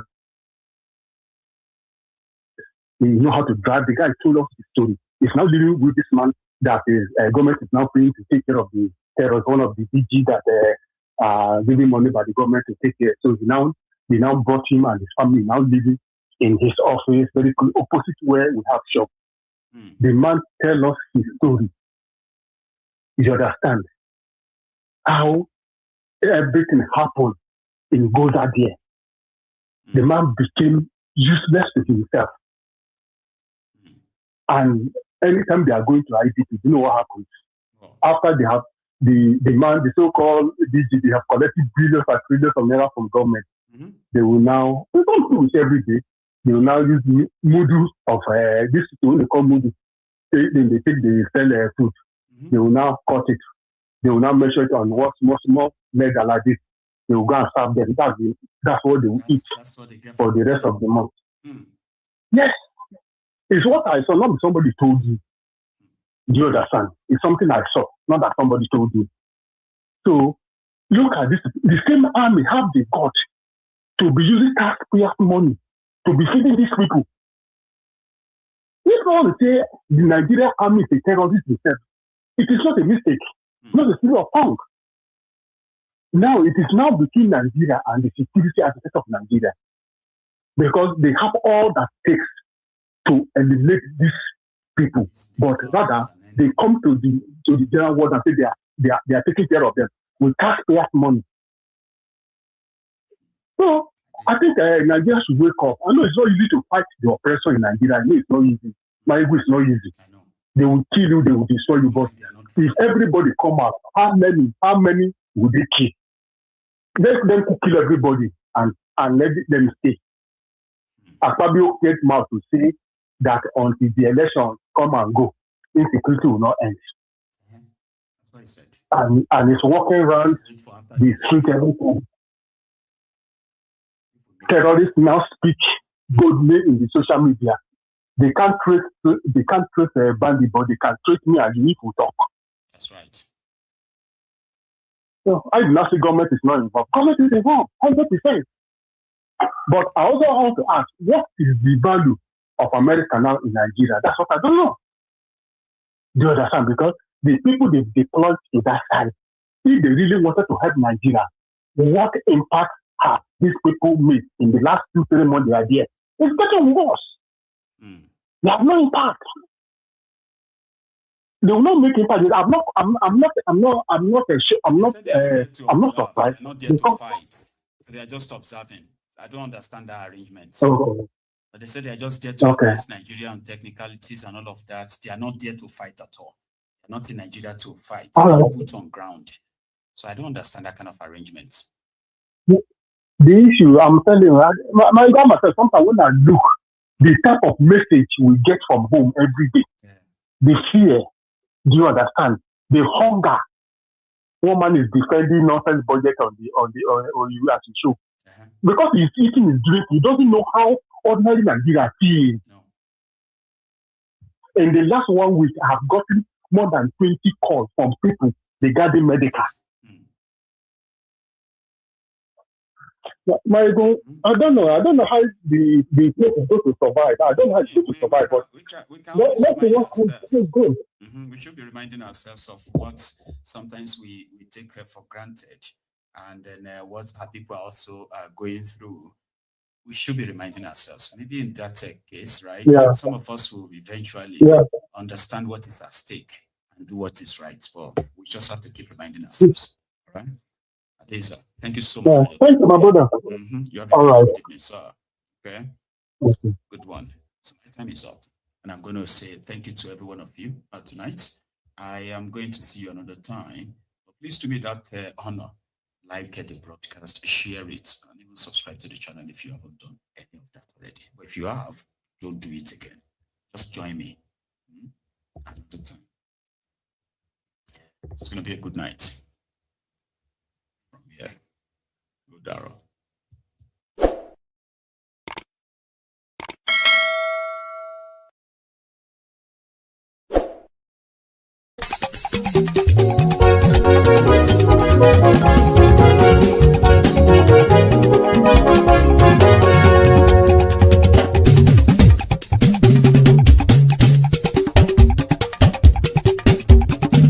Mayegun làwa mọ̀ làmọ̀ tó dòdòdò. Mayegun dayari Mayebi number one. Mayegun làwa mọ̀ làmọ̀ tó dòdòdò. Mayegun dayari Mayebi number one. Mayegun ti dé o ọ̀rẹ́ ara ìlú. Mayegun dayari Mayebi number one. Lórí Facebook lórí YouTube. Mayegun dayari Mayebi number one. Gbogbo bó ṣe ń lọ ni Mayegun já wa sí. Mayegun dayari Mayebi number one. Àṣírí ọ̀jẹ̀lú kì í bò níbẹ̀ o. Mayegun dayari Mayebi number one. Bó bá ṣe eré àní Mayegun máa wí. Mayegun dayari Mayebi number one. Ó sì tún ṣe eré wàá gbọ́ níbẹ̀ o. Mayegun dayari Mayebi number one. Mayegun dayari political. Mayegun dayari Mayebi number one. Godfatherism kò sí lọ́rọ̀ Mayegun. Mayegun dayari Mayebi number one. Ẹ farabalẹ̀ sẹ́ o kẹgọ́rọ̀ lẹ́nu o. Mayegun dayari Mayebi number one. Àní Mayegun làwa mọ̀ tó dòdòdò. Mayegun dayari Mayebi number one.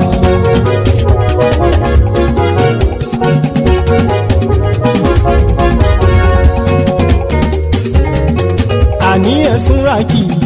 Mayegun ti dé. Mayegun ti dé. Ọ̀jẹ̀lú ẹ̀sùn ràkì. Mayegun ti dé. Àní ẹ̀sùn ràkì. Mayegun ti dé. Lórí Facebook. Mayegun ti dé. Àní ẹ̀sùn ràkì. Mayegun ti dé. Lórí YouTube. Mayegun ti dé. Àní ẹ̀sùn ràkì. Mayegun ti dé. Bọ́ bàbá gbé wúrẹ́. Mayegun máa wí. Àní ẹ̀sùn ràkì. Mayegun ti dé. Ijó ìgbádìyẹ. Mayegun máa wí. Àní ẹ̀sùn ràkì. Mayegun ti dé. Pẹ̀sìdó bá rúfin o. Mayegun máa wí. Àní ẹ̀sùn ràkì. Mayegun ti dé. Gómìnà kówó jẹ. Mayegun máa wí. Àní ẹ̀sùn ràkì. Mayegun ti dé. Ọlọ́pàá ti ń darí bá. Mayegun máa wí. Àní ẹ̀sùn ràkì. Mayegun ti dé. Aṣòfin tí ń rúfin o. Mayegun máa wí. Àní ẹ̀sùn ràkì. Mayegun ti dé. Òpùrọ́ olóṣèlú. Mayegun máa wí. Àní ẹ̀sùn ràkì. Mayegun ti dé. Ọ̀jẹ̀lú ẹ̀sùn ràkì. Mayegun ti dé. Àní ẹ̀sùn ràkì. Mayegun ti dé.